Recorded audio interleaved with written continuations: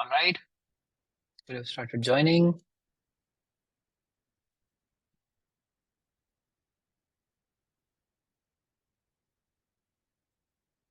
क्या आप मुझे सुन पा रहे हैं ठीक से? एक बार बताइएगा if my voice is Audible. Yes, sir. I can hear you, yes. sir. Right. Sir एक प्रॉब्लम सर, प्लीज एक आध बोलो। सर मेरी बताइए अखिलेश जी. इंटरनेट की स्पीड बहुत बहुत अच्छी है, इंटरनेट की स्पीड फिर भी मतलब हम्म. क्वालिटी वैसा नहीं आ रहा जो आप अपने मतलब ये तो शायद जूम कॉल है, पता नहीं इससे पहले जिससे पढ़ाते थे ना वो बहुत अच्छी क्वालिटी आ रही थी। वहां पे अखलाक वही प्रॉब्लम थी ना कि हम पीपीटी पहले से अपलोड करते थे, और मुझे अब क्योंकि देखो स्क्रीन शेयर करना ही पड़ेगा, सिर्फ पीपीटी की क्वालिटी आपके लिए अच्छी आ जाएगी. बट क्योंकि मुझे कोड स्क्रीन पर जाकर कोड भी करना है, तो स्क्रीन तो मुझे शेयर करना ही पड़ेगा.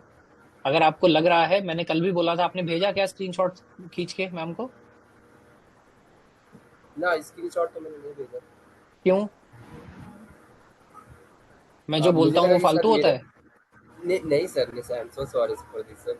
मेरे को लगा कि हाँ हो सकती है कि मेरी नेटवर्क प्रॉब्लम हो, कल ऐसा लगा मुझे, लेकिन आज फिर वैसा आया तो तो वो इस पर टेस्ट मैं कर लो फोन ना किया। यार. टेस्ट करोगे तो हमारे लिए भी अच्छा रहेगा, हम रिपोर्ट कर पाएंगे, है ना. या सर सॉरी अभ्यास सर, जी से यस। सीखो, वो तो औरों की प्रॉब्लम भी रिपोर्ट कर रहे हैं. कल भी उन्होंने मुझे प्रॉब्लम रिपोर्ट की, जबकि उनको प्रॉब्लम नहीं हो रही थी. आपको खुद को प्रॉब्लम हो रही है, आप वो भी रिपोर्ट नहीं कर रहे हो. मैं कैसे उसको सॉल्व करूंगा बताओ, जब मेरे पास कोई एविडेंस नहीं ही मैं नहीं है दिखाने के लिए. हाँ जी सर, आप सही बोल रहे हो, लेकिन बस मैं चेक कर रहा था, आज आया तो इसलिए आज पक्का करूँगा। बिल्कुल. जब भी ऐसी कोई भी प्रॉब्लम फेस हो, सबसे पहले उसका स्क्रीनशॉट लो या स्क्रीन का वीडियो बनाओ. Good evening, good evening. बहुत सारे लोग गुड इवनिंग बोल रहे हैं. 1 मिनट हम लेते हैं इस बीच. मैं एक बार प्रोजेक्ट डिस्कस कर लेता हूँ, मीनवाइल सब लोग ज्वाइन कर रहे हैं. भास्कर मिश्रा जी बोल रहे हैं प्रणाम प्रणाम. Let's rock in today's class. Yash बोल रहे हैं होपफुली, है ना. उम्मीद कर रहा हूँ ऐसा हो. शिव शरण Yadav, all good. All right. एक बार मैं पहले इतने स्टार्ट कर लेता हूँ. कितना टाइम हो गया है? हाँ जी, 2 ढाई मिनट ऊपर है. आई थिंक हमने काफी टाइम दे दिया है. बाकी लोग जो ज्वाइन लेट कर रहे हैं करते रहेंगे. तो जो ये प्रैक्टिस सेट दिया था, मेरा ऐसा मानना है कि इसमें 3 क्वेश्चंस तो एकदम सिंपल थे, है ना. उसके बाद भी आप हाथ उठाकर पूछिएगा जिसको लग रहा है कि नहीं सिंपल थे, या बेसिकली दोबारा करा, ये आप बाकी भी करा दीजिए. मुझे लग रहा है ये देखिए, ये वो चीज है जो एग्जैक्टली हमने किया. Create a page with heading हमने बनाया था. हेडिंग लगाया, H1 से H6 तक कोई भी आप टैग यहाँ पर लगा सकते हैं. पैराग्राफ के लिए P टैग लगाया. लाइन ब्रेक्स के लिए क्या लगाना होता है, BR टैग लगाना होता है, वो लगाया. और सेपरेटर्स के लिए हमने बेसिकली जो रूल वाला है वो लगाया, है ना. तो मैं मुझे लग रहा है कि ये वाला तो क्योंकि हम पूरा का पूरा ऑलमोस्ट क्लास में सॉल्व कर चुके थे, तो मोस्ट ऑफ द लोग इसको सॉल्व कर पाए होंगे. सेकंड वाला थोड़ा सा इंटरेस्टिंग है. ये क्या है? Use an image with height 300. तो एक इमेज लेना है जिसका हाइट 300 हो, और वो इमेज ही लिंक होना चाहिए टू अनदर पेज. ये बस हल्का सा ट्विस्ट था. हमने लिंक भी पढ़ा था, हमने इमेज भी पढ़ा था, बट हमने ऐसा इमेज नहीं पढ़ा था जो लिंक हो, है ना. इसको भी पिन लगाकर साइड में रखते हैं, देखते हैं कि सेकंड वाला सॉल्व करना है क्या. Number 3, bold, italic, underline and strikethrough, है ना. सब एक ही लाइन में करना है. ये हमने कल किया था. And then number 4, write third equation of motion using superscript and subscript, है ना. ये भी मुझे लग रहा है इसमें बहुत ज्यादा मुश्किल नहीं है. बस अगर थर्ड इक्वेशन ऑफ मोशन आपको नहीं आती है तो वो आपको गूगल करना पड़ेगा, या याद नहीं है तो गूगल करना पड़ेगा, ये हो जाएगा. कितने लोग ऐसे हैं जिनसे सेकंड वाला जो पॉइंट है, सेकंड वाला जो टास्क था वो नहीं हुआ है, या चाहते हैं कि हम क्लास में सॉल्व करें? कोई भी एक बार माइक खोलकर बता दीजिए कि ये सॉल्व हो गया था. अपने चैट में लिख दीजिए सब लोग. हो गया है, नीरज जी बोल रहे हैं. Hello sir. जी रविंद्र जी. हाँ सर, हो गया है। हो गया है, did it. All done, all done. चलो मैं वेट करता हूँ कोई पहला जो ये बोले कि हमसे सेकंड वाला नहीं हुआ है. चैट में मैं देख रहा हूँ डन डन हो गया है सर. बड़ा अच्छा यार, सबको समझ आ गया था. अगर ये तो हो गया डन. सर फोर्थ वाला नहीं हुआ, शुभम जी बोल रहे हैं. फोर्थ वाला नहीं हुआ, चलिए फोर्थ वाला कर लेंगे. और किसी से कोई और ना हुआ हो?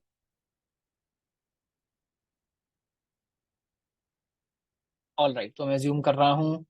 एक बार फोर्थ वाला कर लेते हैं, है ना. सर आपका साउंड कम आ रहा है क्या? सब लोगों को कम आ रहा है, या सिर्फ सुमित जी को कम आ रहा है? हेलो. नो सर, ऑल मेरी ओके सर. बहुत अच्छी आ रही है आवाज़। ऑल राइट, तो इसका मतलब जिनको भी प्रॉब्लम है, आप एक बार अपने सिस्टम में साउंड को थोड़ा बढ़ाकर देखिए. देखिए ऐसा तो नहीं कहीं जूम से जहां से क्लास आपने ज्वाइन किया है, या बेसिकली आपके ब्राउजर का या सिस्टम का साउंड कम हो. सर सेकंड प्लीज, श्रीकांत जी बोल रहे हैं सेकंड प्लीज. चलिए, तो हम सेकंड वाला और फोर्थ वाला आप यहाँ पर सबके लिए सॉल्व करने वाले हैं, है ना. थोड़ा जल्दी करते हैं, ऑलरेडी हमने 5 मिनट लगा दिए, है ना. तो यहाँ आ जाते हैं अपने वापस अपने कोडिंग स्टूडियो में. आज मैंने कोशिश किया है चीजें थोड़ा बड़ी हों, तो अगर किसी का इंटरनेट थोड़ा सा वीक भी है तो भी चीजें चल जानी चाहिए। मैंने अपना रेजोल्यूशन जो है वो एकदम मिनिमम पे सेट कर लिया है ना। तो हम थे एचटीएमएल टैग्स के अंदर। यहीं पर मान लीजिए एक हम नया फाइल बना लेते हैं और इस फाइल का नाम रख लेते हैं हम प्रैक्टिस, है ना, प्रैक्टिस डॉट एचटीएमएल, है ना। अब इसके अंदर हम क्या करेंगे, इसको मैं कर देता हूँ बंद। प्रैक्टिस डॉट एचटीएमएल के हम क्या कर रहे होंगे, सबसे पहले तो सैंपल बना लेते हैं, है ना। इसको हम कर देते हैं टास्क्स, है ना, ऐसी कोई भी टाइटल दे देते हैं टास्क्स। और इसको मैं अब चला लेता हूँ ओपन विद लाइव सर्वर पे, ताकि इसका सर्वर स्टार्ट हो जाए और टास्क्स जो है वो देखिए दिखने लग गया है। यानी ऊपर यहाँ पर टास्क दिख रहा है, इसका मतलब यही वाला है जो मेरा स्टार्ट हुआ है। अब मुझे क्या करना है, वापस एक बार मैं रिवाइज कर लेता हूँ। पहले फोर्थ वाला कर लेते हैं, ये आसान है। Right third equation of motion using superscript and subscript. तो सुपरस्क्रिप्ट और सबस्क्रिप्ट को हमको यूज करना है, थर्ड इक्वेशन ऑफ मोशन हमको बनाना है। सबसे पहले थर्ड इक्वेशन ऑफ मोशन याद करिए, तो क्या करते हैं उसको कॉमेंट लगाकर मान लीजिए हम यहाँ पर लिख लेते हैं। थर्ड इक्वेशन ऑफ मोशन क्या होती थी, v square is equal to u square plus 2AD बोल दीजिए या एस बोल दीजिए, एक ही बात है ना, एस मीन्स डिस्टेंस या डी। ये हमारी इक्वेशन होती थी, इसको हमको स्क्रीन पर दिखाना है। तो अगर मैं इसको नॉर्मली लिख देता हूँ, पहले पहले मैं नॉर्मली इसको लिख कर दिखाता हूँ। मान लीजिए मैंने डायरेक्टली लिख दिया, तो स्क्रीन पर क्या आ रहा है, देखिए V2 is equal to U2 plus 2AS आ रहा है ना।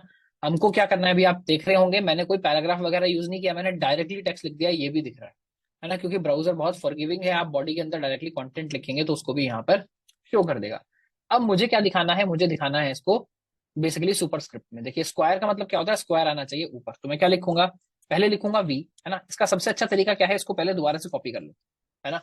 अब मुझे करना क्या है, मुझे ये जो टू है यहाँ दे देते हैं एक लाइन ब्रेक। मुझे सेकंड लाइन में क्या करना है, ये जो टू है इसको पहले ऊपर ले जाना है। तो इस टू को हम रैप अराउंड कर देंगे कैसे, सुपरस्क्रिप्ट टैग से, है ना, सुपर एंड सुपर। और इस टू को आप ले जाइए इसके अंदर। तो देखिए जैसे ही मैंने जो ये टू है इसको सुपरस्क्रिप्ट ओपन और सुपरस्क्रिप्ट बंद के बीच में लिखा, तो क्या हुआ, यहाँ पर देखिए वी जो है ये स्क्वायर ऊपर चला गया है। बट बस सेम काम हमको यू के लिए करना है। इसको भी कॉपी कीजिए, यहाँ डालिए, तो क्या हुआ, ये भी हो गया यू स्क्वायर। और 2AS ऐसे ही रहने वाला है, क्योंकि नॉर्मल इक्वेशन में भी टू यहाँ पर सेम इक्वेशन में है, multiply by A multiply by S. आपको इसको थोड़ा सा और अच्छा दिखाना है, आप इसको स्टार स्टार करके भी दिखा सकते हैं, है ना। तो ये हो गई हमारी इक्वेशन, ये मैं मान रहा हूं हमारा टास्क नंबर 4 हो गया है डन। इसके अलावा और नंबर 2 क्या था, अब आ रहा है, अच्छा नंबर 2 क्या था, use an image with height 300 which is a link to another page. सबसे पहले तो इमेज लगा लेते हैं विद हाइट 300। तो हमको क्या करना है, IMG टैग यूज करना है, इमेज लगा लेते हैं। सोर्स कहाँ है, इमेजेस के अंदर कल हमने डाला था, वही वाला यूज कर लेते हैं, HTML आइकन, है ना। तो देखिए HTML आइकन यहाँ पर आ गया। इसने बोला इसका हाइट आपको रखना है 300 पिक्सल्स, 300 ही बोला है ना, या हाइट इज 300 पिक्सल्स। अब मैं क्या करता हूँ, ये जो मैंने पेज आपके लिए जूम किया हुआ है इसको थोड़ा छोटा कर लेता हूँ, ताकि चीजें थोड़ी सी यहाँ पर मेक सेंस करें, है ना। तो ये देखिए यहाँ आ गया बेसिकली मेरा इमेज, जो इमेज टैग है वो इमेज यहाँ पर दिखा रहा है। इसके बाद भी हम क्या कर सकते हैं, दोनों देने के बाद यहाँ पर एक दे देते हैं BR टैग। तो देखिए क्या हुआ, ये नेक्स्ट लाइन में आ गया। HTML पढ़ना क्या हो रहा था, टेक्स्ट के राइट में आ रहा था, तो ऐसा लग रहा था कि जैसे टेक्स्ट के बेसिकली राइट, सॉरी इन दोनों टेक्स्ट के बीच में आ रहा हो, बट ये क्या था, टेक्स्ट के राइट में आ रहा था। हमने अब BR टैग दे दिया तो नेक्स्ट लाइन में आ गया। अब 300 तो हो गया, पर अभी इस पर क्लिक करके कुछ हो नहीं रहा है। अब हमको इसको लिंक बनाना है। देखिए जब हमको टेक्स्ट को लिंक बनाना था, पहले यहाँ टेक्स्ट को लिंक बना लेते हैं। टेक्स्ट को लिंक कैसे बनाया था, एंकर टैग से। एंकर टैग बनाना है और इसके अंदर कोई लिंक देना है, तो हम क्या करते हैं, मान लीजिए दोबारा से केजी कोडिंग वाला जो URL है उसको देख लेते हैं, है ना। ये हो गया, मैं ये कर लिया हमने कॉपी, और इसको कर देते हैं बंद। HRF के अंदर मैंने ये डाल दिया। अभी देखिए मैं क्योंकि फिलहाल आपके लिए कर रहा हूँ, स्पीड से कर रहा हूँ, तो मैं ऑल्ट यहाँ पर नहीं दिया। यहाँ आप दे सकते हैं, मान लीजिए अगर देना चाहें तो HTML आइकन, है ना। आइडियली फिर HTML कैसे होना चाहिए, HTML आइकन। तो ये हमने लिंक बनाया। अगर मैं मान लीजिए लिंक बना रहा था तो लिंक ऐसे बना रहा था। अब ये दोनों काम अलग अलग हो रहे हैं ना, लिंक यहाँ पर है, इमेज यहाँ पर है। अभी अगर मैं लिंक को क्लिक कर रहा हूँ, है ना, तो क्या हो रहा है, इसी पेज पर केजी कोडिंग खुल जा रहा है। हमें वापस आ गया। करना क्या है, देखिए एंकर टैग क्या करता है, अगर आप ध्यान से समझेंगे, एंकर टैग में बॉडी में आपने जो भी दे दिया उसको इसने लिंक बना दिया। टेक्स्ट को लिंक नहीं बना रहा है, इसकी बॉडी में आपने जो भी दे दिया उसको लिंक बना रहा है।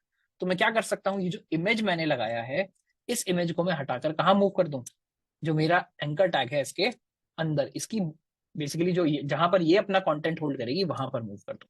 तो देखिए अब क्या होगा, हम क्या बोल रहे हैं, एक इमेज है और वो इमेज क्या है, एंकर टैग का कंटेंट है। तो अब क्या होगा, अगर मैं यहाँ HTML वाले आइकन पर आऊंगा, देखिए अब चेंज आप देखिए, जैसे ही मेरा माउस जो है वो HTML के ऊपर आ रहा है, सडनली वो क्लिकेबल बन जा रहा है। आप देखिए हाथ का मतलब क्या होता है, इसका मतलब यहाँ पर आप क्लिक कर सकते हैं। मैं फिर से इस पर क्लिक कर रहा हूँ, जैसे ही मैंने HTML पर क्लिक किया तो हम कहाँ गए, kgcoding.in पर आ गए, है ना। तो ये हो गया आपका बेसिकली टास्क नंबर, है ना। तो यहाँ मैं लिख देता हूँ क्या, कमेंट लगा देते हैं, मान लीजिए यहाँ पर भी एक, ये है मेरा टास्क 2, है ना, और इससे ऊपर है मेरा टास्क 4, है ना। उम्मीद कर रहा हूँ ये जो बेसिकली प्रैक्टिस था ये सबको क्लियर हो गया है ना। अब चलते हैं हम अपने आज की क्लास की तरफ।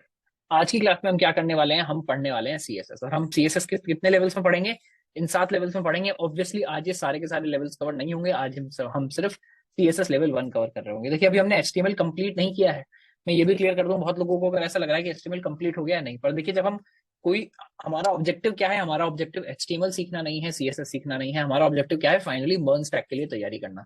तो हम यहाँ पर क्या कर रहे होंगे, हम बार बार राउंड रॉबिन में पढ़ेंगे, यानी पहले इजी मैंने पढ़ लिया मान लीजिए एचटीएमएल का, फिर मैं इजी पढ़ लूंगा सीएसएस का, है ना। इसके बाद हम कॉल लेंगे, हो सकता है हम पहले इसके बाद थोड़ा इजी लेवल एक बार जावास्क्रिप्ट का भी इंट्रोडक्शन दे दें, ताकि आपको तीनों चीजें थोड़ी थोड़ी समझ आने लगे, बेसिक चीजें आप इन तीनों में आपस में एक दूसरे को यूज करने लगे। उसके बाद क्या करेंगे, इंटरमीडिएट लेवल देखेंगे एचटीएमएल का, सीएसएस का, जावास्क्रिप्ट का। उसके बाद ये देखेंगे कि हमको एडवांस पहले पढ़ना है या थोड़ा सा रिएक्ट करना है ना। जैसे जैसे हम पढ़ते रहेंगे आपकी प्रोग्रेस के बेस पर, मेरे इसके बेस पर हम इसको आगे बढ़ाते रहेंगे। मैं एक बार यहाँ पर पॉज कर लेता हूँ, ऐसा लग रहा है कुछ कमेंट्स आ रहे हैं, मैं कमेंट्स अभी पढ़ नहीं पा रहा हूँ स्पीड से। अगर किसी का कोई डाउट है, देखिए कभी भी आप ये मत सोचिए कि कमेंट है तो जाएगा, आप माइक हाथ उठाइए अगर सर मैं मेरा थोड़ी देर एक में। डाउट है। हाँ सुजीत जी।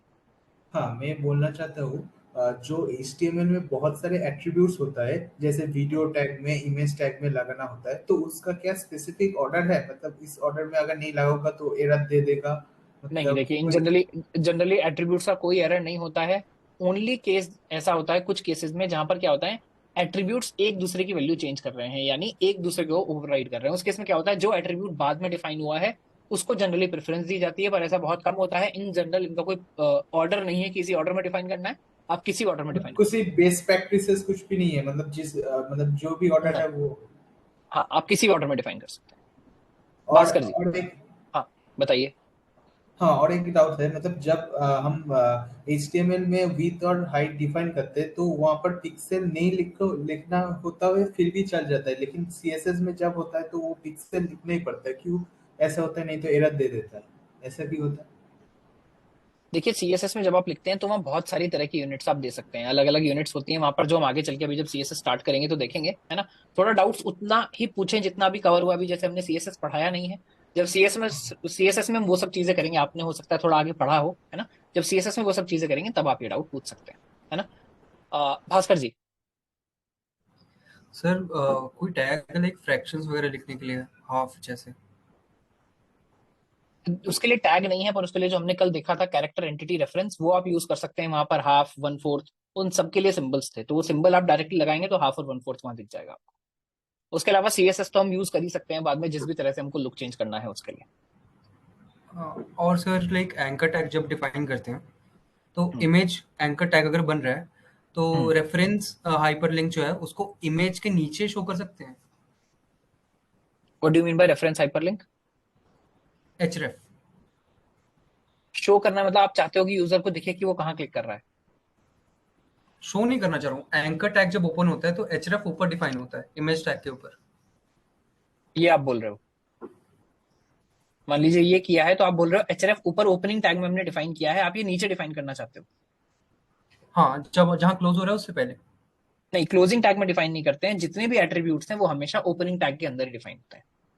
सिर्फ एचआरएफ नहीं, कोई और एट्रीब्यूट भी होगा तो वो सब कहाँ होगा, जहां एंकर टैग का ओपनिंग एट्रीब्यूट है वहीं पर आपको डिफाइन करने पड़ेंगे सारे के सारे attribute. Okay okay, thank Kavish जी।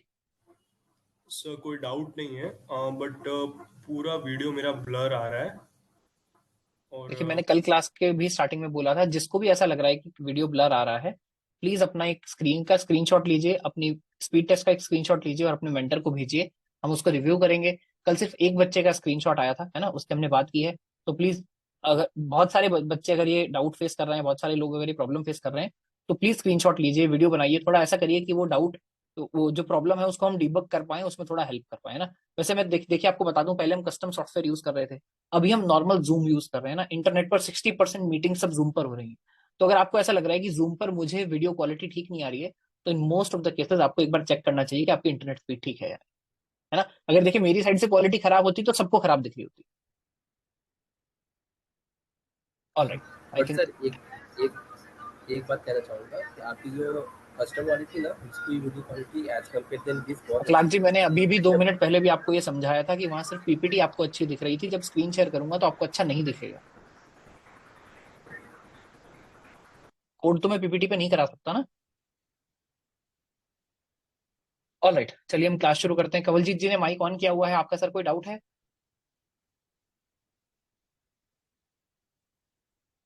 ऑलराइट, तो हम आगे बढ़ते हैं, है ना।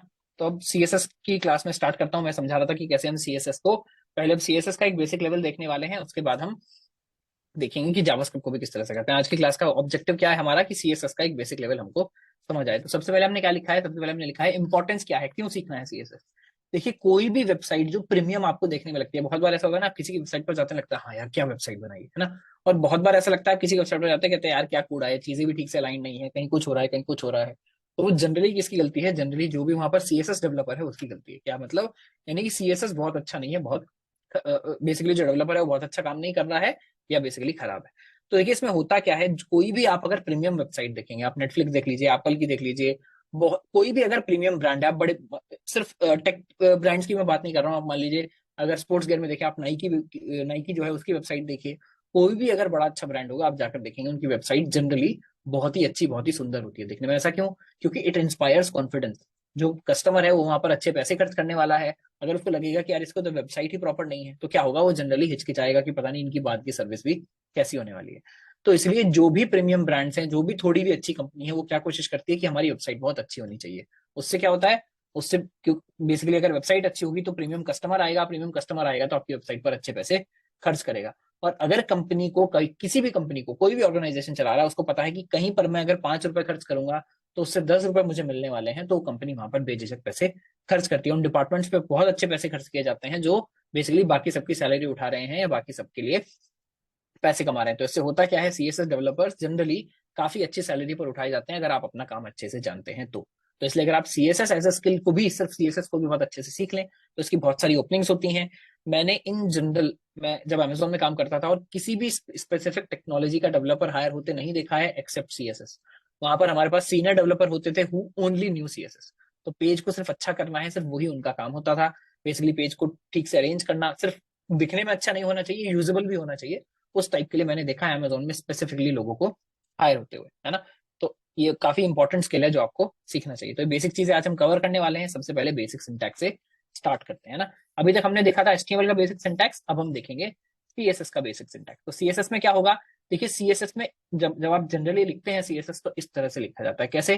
देखिए सबसे पहले आप लिखते हैं एक सेलेक्टर, यानी किस आइटम को आप सेलेक्ट करने वाले हैं। देखिए हमने पहले भी कहा था क्या, एचटीएमएल आया और सबसे पहले अपना स्ट्रक्चर डिफाइन करके चला गया पेज का। तो एचटीएमएल ने बताया पेज पर क्या क्या होगा, कौन सी चीज किसके अंदर होगी, एलिमेंट्स की हायरार्की क्या होगी, ये किसने डिफाइन कर दिया है, एचटीएमएल ने डिफाइन कर दिया। उसके बाद क्या होगा, सीएसएस आएगा और उन चीजों को क्या देगा, थोड़ा लुक एंड फील देगा, तो उसको साइज देगा, उनको कलर देगा, उनको पोजीशन देगा।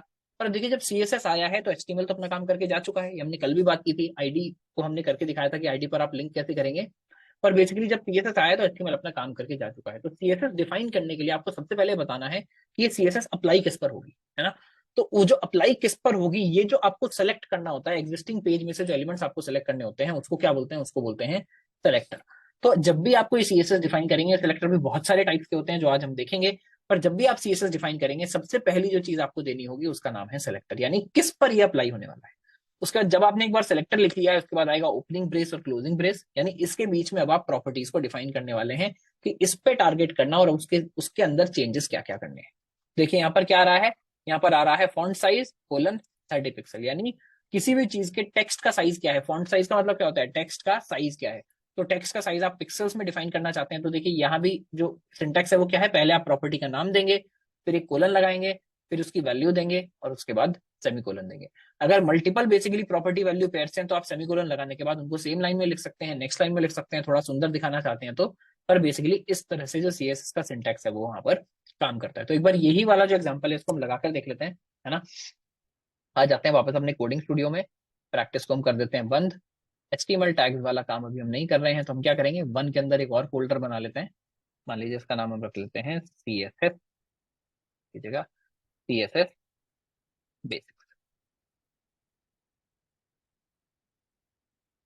यहाँ पर मैं एक नई फाइल बनाता हूँ, मान लीजिए इसका नाम हम रख लेते हैं कुछ भी, इंडेक्स ही रख लेते हैं, index dot H T M L. H T M L क्यों बना रहे हैं? क्योंकि देखिए बिना एच टी एम एल के सी एस एस नहीं हो सकती। सी एस एस आप बनाएंगे तो किसी चीज पर अप्लाई होना चाहिए, है ना। तो इसलिए यहाँ पर हम बना लेते हैं H T M L file, इसको मैं कर देता हूँ डिलीट। यहाँ हम दे देते हैं नाम सी एस एस बेसिक्स। सबसे पहले चला लेते हैं इस पर लाइव सर्वर, फिर आने वाले को मैं कर देता हूँ 1। तो देखिए सी एस एस बेसिक्स वाला फाइल खुल गया, तो हम सही फाइल पर है ना। हम क्या करते हैं, हेडिंग डिफाइन कर देते हैं, मान लीजिए फर्स्ट हेडिंग। इसके बाद डिफाइन कर देते हैं एक पैराग्राफ पी, और इसमें हम बोल देते हैं लॉरेम 10। तो ये 10 वर्ड को यहाँ पर डिफाइन कर देगा। तो थोड़ा स्पेस देने के बाद एक हम लगा देते हैं एक और H1, और इसको हम बोल देते हैं सेकेंड हेडिंग, है ना। यहाँ भी हम लिखते हैं पी, और यहाँ हम दे देते हैं लॉरेम 15। यहाँ थोड़ा सा टेक्स्ट हमने ज्यादा दे दिया है। और एक लास्ट में डिफाइन कर रहा हूँ H3 या H2 टाइप का, इसको हम बोल देंगे स्मॉलर, या मान लीजिए लेस इंपॉर्टेंट हेडिंग है तो मान लीजिए हम इसका नाम दे देते हैं थर्ड हेडिंग। और इस बार मैंने H1 यूज नहीं किया है, H2 यूज किया है ना। एक बार दोबारा से रिवाइज कर लेते हैं क्या क्या किया हमने। पेज पर देखिए आपको राइट में दिख रहा है, एक पहले हेडिंग डिफाइन करी है फर्स्ट हेडिंग, उसमें हमने कुछ टेक्स्ट लिखा है। फिर एक सेकंड हेडिंग डिफाइन करी, उसके अंदर हमने कुछ टेक्स्ट लिखा, अंदर मतलब उसके नीचे कुछ टेक्स्ट लिखा। और उसके बाद एक थर्ड हेडिंग हमने डिफाइन करी है H2 से। अब जो स्टाइलिंग है, यानी जो CSS है, इसको क्या बोलते हैं, स्टाइलिंग। स्टाइलिंग कहाँ आती है? स्टाइलिंग आप जनरली लिखते हैं हेड के अंदर। तो अभी मैं एक तरीका बता रहा हूँ, आगे चल के हम और भी बहुत सारे तरीके देखेंगे। यहाँ आप लगा सकते हैं एक स्टाइल टैग। देखिए HTML में क्या होगा, जो भी चीजें होंगी टैग होंगी। तो एक स्टाइल एलिमेंट है ना। स्टाइल एलिमेंट के बीच में आप क्या डिफाइन कर सकते हैं, अपनी CSS डिफाइन कर सकते हैं। तो यहाँ पर हमने कैसे डिफाइन की, सबसे पहले देंगे सिलेक्टर। इसको बोला जाता है अभी जो हम देख रहे हैं एलिमेंट सेलेक्टर, बाद में चल के आप डिटेल देखेंगे। अभी बस ये देखिए हम ये बोल रहे हैं कि जितने भी H1 है मेरे, उन पर आप ये अप्लाई कर दीजिए। क्या अप्लाई कर दीजिए, देखिए दो ब्रैकेट लगा दिया, यानी यहाँ पर ये खत्म हो गया है। उसके बाद मैं क्या बोलूंगा, यहाँ में बोलूंगा फॉन्ट साइज। फॉन्ट साइज में क्या देने वाला हूँ, मान लीजिए मैं देता हूँ 5 पिक्सल, है ना। अब देखिए क्या हुआ, सडनली जैसे ही मैंने CSS अप्लाई किया, आपको दिख रहा होगा दोनों के दोनों जो हेडिंग है बहुत ही ज्यादा छोटे हो गए, है ना। मैंने क्या बताया था कि H1 से H6 जो है, इनको आप साइज में ना लें। साइज इनका डिफॉल्ट एक साइज होता है कि H1 सबसे बड़ा होगा, H6 सबसे छोटा होगा। पर साइज हम बेसिकली कहाँ से एडिट कर सकते हैं, CSS से एडिट कर सकते हैं। तो मेन चीज है किसके लिए है कि क्या ज्यादा इंपॉर्टेंट है। अभी फर्स्ट हेडिंग और सेकंड हेडिंग बहुत छोटे हैं, पर अभी भी सबसे इंपॉर्टेंट हेडिंग्स कौन से हैं, यही वाले हैं। इस पेज में अगर कोई मान लीजिए SEO आकर सर्च करेगा, गूगल आकर सर्च करेगा, तो बोलेगा सबसे इंपॉर्टेंट हेडिंग फर्स्ट हेडिंग है, उसके बाद सबसे इंपॉर्टेंट हेडिंग सेकंड हेडिंग है ना। तो यानी फॉन्ट साइज देखिए हमने क्या चेंज किया, यहाँ हमने बोला भाई जितने भी H1 टैग्स हैं, देखिए इसलिए H2 जो है उसको कोई फर्क नहीं पड़ा। हमने क्या बोला, जितने भी H1 टैग्स हैं उनका फॉन्ट साइज आप क्या कर दीजिए, 5 पिक्सल कर दीजिए। मान लीजिए इस 5 को मैं 10 कर देता हूँ। जैसे ही मैं 10 करूंगा तो इन दोनों का देखिए साइज क्या हो गया है, 10 पिक्सल हो गया है। अगर मैं इसको 100 पिक्सल कर दूं तो देखिए कितने बड़े बड़े इन हेडिंग के साइज हो गए, है ना। तो जो भी आप यहाँ साइज डिफाइन करना चाहते हैं वो साइज आप यहाँ डिफाइन कर सकते हैं, है ना। तो इससे क्या होगा, जो भी उसको मैच करेंगे दोनों सिलेक्टर पर ये काम हो जाएगा। तो ये बात आपको समझ आई, मैं उम्मीद कर रहा हूँ। यहाँ भी हम क्या देख रहे हैं, सिर्फ सिंटेक्स देख रहे हैं। तो पहले हम लिखते हैं सिंटेक्स की किस पर अप्लाई करना है, उसके बाद लगाएंगे दो ब्रैकेट्स, और यहाँ क्या करेंगे, बीच में हमको जो भी प्रॉपर्टीज डिफाइन करनी है वो डिफाइन करेंगे। तो तीनों चीजें हमको समझ आ गई, सिलेक्टर क्या है, प्रॉपर्टी क्या है, और वैल्यू क्या है। बहुत सारी यहाँ पर प्रॉपर्टी होंगी, धीरे धीरे चल के सारी की सारी प्रॉपर्टीज को हम देखेंगे। तो एक प्रॉपर्टी और देखते हैं, एक तो हमने देखा फॉन्ट साइज, एक इंपॉर्टेंट प्रॉपर्टी और देखते हैं जिसका नाम है कलर प्रॉपर्टी। तो कलर प्रॉपर्टी के अंदर क्या होगा, कलर प्रॉपर्टी में आप अगेन जो आप टारगेट कर रहे हैं वो तो टारगेट ऐसे ही करेंगे, आप किसी भी चीज का कलर जो है वो डिफाइन कर सकते हैं। तो एक बार हम सेम जो हम कर रहे थे इसी के अंदर आकर देख लेते हैं। हमने H1 का फॉन्ट साइज तो डिफाइन किया ही है, एक बार जरा यहाँ पर कलर भी डिफाइन करके देख लेते हैं। तो कलर लगाते हैं, मान लीजिए अभी देखिए जैसे ही मैंने कलर लिखा तो मेरा ये जो आईडी है ये क्या मुझे सजेस्ट कर रहा है, देखिए अलग अलग तरह के कलर सजेस्ट कर रहा है। ये वो नाम है जो मैंने कभी सुने भी नहीं है, Alice blue, antique white, aqua, aquamarine, azure, beige, इसको तो मैं प्रोनाउंस भी नहीं कर सकता, बिस्क ब्लैक। बस आई थिंक इतना मेरी जो कलर की इवन पढ़ने की जो क्षमता है वो यहाँ पर एंड हो रही है ना। तो देखिए मुझे क्या कलर पसंद आ रहा है, ब्लू। ये मेरे को समझ आता है ब्लू कलर क्या है, तो मान लीजिए मैं ब्लू ले लेता हूँ। जैसे ही मैंने यहाँ पर लिखा ब्लू, आप देख रहे होंगे राइट में क्या हुआ, सडनली दोनों की दोनों जो हमारी हेडिंग है इनका कलर क्या हो गया है, ब्लू हो गया है। तो आपको ये फीलिंग आनी शुरू हो गई होगी कि अब थोड़ा थोड़ा समझ आ रहा है कि किस तरह से किसी भी एलिमेंट को हम पकड़ेंगे और क्या करेंगे, उनका साइज, उनका कलर, ये सब हम बेसिकली चेंज करना शुरू कर सकते हैं, है ना। मैं इसको 15 से 25 कर देता हूँ ताकि और थोड़ा सा बड़ा लगे मेरा फर्स्ट हेडिंग। 25 से मान लीजिए 35 कर देता हूँ, तो क्या होगा, और बड़ा लगेगा। तो मैं आपको समझ आ रहा है हम फॉन्ट कलर साइज कैसे चेंज कर सकते हैं, कलर कैसे चेंज कर सकते हैं। ब्लू की जगह मान लीजिए मैं इसको दे देता हूँ रेड। अब मैंने रेड दिया तो देखिए दोनों रेड हो गए। हम क्या करते हैं, इसको मान लीजिए मैं वापस कर देता हूँ ब्लू। एक जो है हम जो CSS है वो और लिख लेते हैं, किसके लिए, अभी हमारे पास दो पैराग्राफ्स भी हैं। पैराग्राफ का मैं मान लीजिए मैं सेलेक्ट करता हूँ, मैं बोलता हूँ भाई जो पैराग्राफ्स हैं इनका कलर आप कर दीजिए मान लीजिए रेड, है ना। अगेन एक सिंपल कलर लेते हैं, तो मैंने जैसे लिखा रेड, तो देखिए क्या हुआ, दोनों के दोनों जो पैराग्राफ्स हैं इस बार उनका कलर क्या हो गया है, उनका कलर हो गया है रेड। आपको तीसरा स्टाइल लगाना है, और क्या है हमारे पास, H2 है यानी हेडिंग 2 है। अगर हेडिंग 2 में लगाना है मान लीजिए इसमें भी एक कलर लगा देते हैं, इस बार थोड़ा फैंसी कलर लेते हैं कोई, कौन सा लेंगे हम फैंसी कलर, मान लीजिए हम ले लेते हैं डार्क ऑलिव ग्रीन, है ना। तुमने बोल दिया डार्क ऑलिव ग्रीन, तो देखिए क्या हुआ, जो मेरा थर्ड हेडिंग है उसका कलर क्या हो गया है, डार्क ऑलिव ग्रीन, है ना। तो हमने क्या किया है यहाँ पर, अगर हम देखेंगे डेफिनेशन क्या है इसकी, the CSS colour property defines the text colour और foreground colour in an HTML element. इसको कई बार फोरग्राउंड कलर भी बोलते हैं पढ़ने में, पर आपको जब किसी भी टेक्स्ट का कलर डिफाइन करना है, किसी प्रॉपर्टी का कलर डिफाइन करना है, तो आप कैसे करेंगे, डायरेक्ट कलर प्रॉपर्टी करेंगे। तो दो प्रॉपर्टी हमने देख ली है, क्या, फॉन्ट साइज और कलर, है ना। तो अच्छा, use it to emphasize sections and elevate web page aesthetics, यानी अगर आपको अपने पेज के एस्थेटिक्स को इंप्रूव करना है, किसी भी चीज के कलर्स को चेंज करना है, तो हम यहाँ पर कलर प्रॉपर्टी यूज कर सकते हैं। देखिए अभी तक हमने क्या देखा, जब भी हमको CSS लिखनी है तो हमने क्या किया, हमने अपने पेज के हेड सेक्शन के अंदर, एक बार इसको रिवाइंड करिएगा, बॉडी मेरी यहाँ पर है ना, बॉडी मेरी बाद में है, यानी जो भी मेरा कंटेंट है वो कहाँ है, बॉडी टैग के अंदर है, बॉडी एलिमेंट के अंदर है। जो मुझे यहाँ पर लिखना था वो किस चीज के अंदर है, वो हेड के अंदर है। हेड के अंदर क्या लिखा हमने, तीनों के तीनों हमने पहले एक स्टाइल टैग लगाया, और जो भी हमको CSS लिखना था हमने सब स्टाइल टैग के अंदर लिख दिया। हमको पता नहीं था, बट इसको क्या बोलते हैं, इसको बोलते हैं इंक्लूडिंग स्टाइल। किस तरह से करेंगे, तो आप बेसिकली ये इनलाइन स्टाइलिंग है, हमने अभी ये कौन सा देखा है, देखिए तो इनलाइन स्टाइलिंग है। एक और मैं आपको तरीका दिखा देता हूँ, क्या, इंटरनल स्टाइलिंग। हाँ, तो ये जो हमने तरीका देखा है इसको क्या बोलते हैं, इसको बोलते हैं इंटरनल स्टाइलिंग। इंटरनल स्टाइलिंग मतलब, अब बात यह कि स्टाइल्स आप किस किस तरह से इंक्लूड कर सकते हैं। जब भी मैं स्टाइल बोल रहा हूँ कहीं पर, तो स्टाइल का मतलब क्या है, स्टाइल का मतलब है CSS, है ना। तो स्टाइल का मतलब CSS है, तो हम क्या कर सकते हैं, इंक्लूडिंग स्टाइल अगर हमको करना है, तो मान लीजिए H1 है, P है, जो अभी हमने तरीका दिखाया था, बस यहाँ पर क्या है, इंडेंटेशन हमने नहीं की है, नेक्स्ट लाइन में नहीं ले गए हैं, और कंप्यूटर के लिए सिंटेक्स एकदम सेम है। H1 आया, P आया, H1 में हमने क्या दिखाया, कलर कोलन रेड, और P में हमने क्या दिखाया, कलर कोलन ग्रीन, है ना। तो ये हो गए स्टाइल। तो ये क्या करना है, अगर आप स्टाइल टैग को इस तरह से लिखते हैं और उससे आपका CSS अप्लाई हो रहा है, तो उसको बोलते हैं इंटरनल स्टाइलिंग। इससे पहले एक और तरीका था जिसको बोलते हैं इनलाइन स्टाइलिंग। इनलाइन स्टाइलिंग का क्या मतलब है, अगर मान लीजिए अभी तक हमारे पास दिक्कत यहाँ पर क्या हो रही है, अगर मैंने H1 का कलर या साइज कुछ डिफाइन किया, तो क्या हो रहा है, दोनों के दोनों H1 पर लग रहा है। क्या हो अगर मैं चाहता हूं कि यार सिर्फ ये वाला जो हेडिंग है इसका साइज मुझे छोटा करना है, तो मैं क्या करूं, तो आप क्या कर सकते हैं, किसी भी अपने HTML एलिमेंट के अंदर आप एक एट्रीब्यूट लिख सकते हैं जिसका नाम है स्टाइल, और जो आप यहाँ पर डिफाइन कर रहे थे वो आप क्या कर सकते हैं, एज स्ट्रिंग यहाँ पर डिफाइन कर सकते हैं पूरा का पूरा। तो कैसे करेंगे, मान लीजिए हमने कलर डिफाइन किया है ब्लू, मैं इसको कर लेता हूँ यहाँ से कॉपी, और आप यहाँ लाकर स्टाइल के अंदर इसको कर दीजिए पेस्ट। तो देखिए अभी तो कोई चेंज नहीं हुआ, क्योंकि यहाँ भी ब्लू है, ऊपर CSS जो है वो भी ब्लू बोल रहे हैं। बट अब अगर मैं इसका कलर ब्लू से चेंज करके रेड कर देता हूँ, है ना, अपनी इंटरनल स्टाइलिंग में, तो देखिए क्या हुआ, मेरा इस वाले हेडिंग का कलर अब क्या हो गया है, रेड हो गया है, बट ये वाला हेडिंग कलर अभी भी ब्लू है ना। तो रेड ब्लू ग्रीन हम तीनों यूज कर रहे हैं। यहाँ भी मान लीजिए मैं इसको नॉर्मल ग्रीन कलर दे देता हूँ, ताकि हेडिंग से थोड़ा सा बेसिकली पैराग्राफ्स अपने थोड़ा सा अलग लगे। तो देखिए क्या हुआ, यहाँ जब आप डिफाइन करते हैं, यानी इंटरनल स्टाइलिंग में जब आप डिफाइन करते हैं, तो क्या लगता है, वो सब पे लगता है। बट जो इनलाइन स्टाइलिंग है वो क्या, जिस एलिमेंट पर आप डिफाइन करते हैं सिर्फ उसी एलिमेंट पर अप्लाई होती है ना। तो अगर यहाँ देखेंगे डायरेक्ट एप्लीकेशन क्या है, apply styles directly to HTML elements using the style attribute. तो हम क्या कर रहे हैं, HTML एलिमेंट्स का जो स्टाइल एट्रीब्यूट है वो हम यूज करके क्या कर रहे हैं, बेसिकली जो स्टाइल्स हैं उनको वहां पर डिफाइन कर रहे हैं। वन ऑफ चेंज यानी ideal for single unique style attribute, सिर्फ कब काम आता है, क्योंकि देखिए सिर्फ उसी एलिमेंट पर लग रहा है जहां हम ये डिफाइन कर रहे हैं। तो अगर कोई ऐसा स्टाइल है जो आपको सिर्फ पर्टिकुलर एक ही चीज पर लगाना है, तो इसको डिफाइन करिए।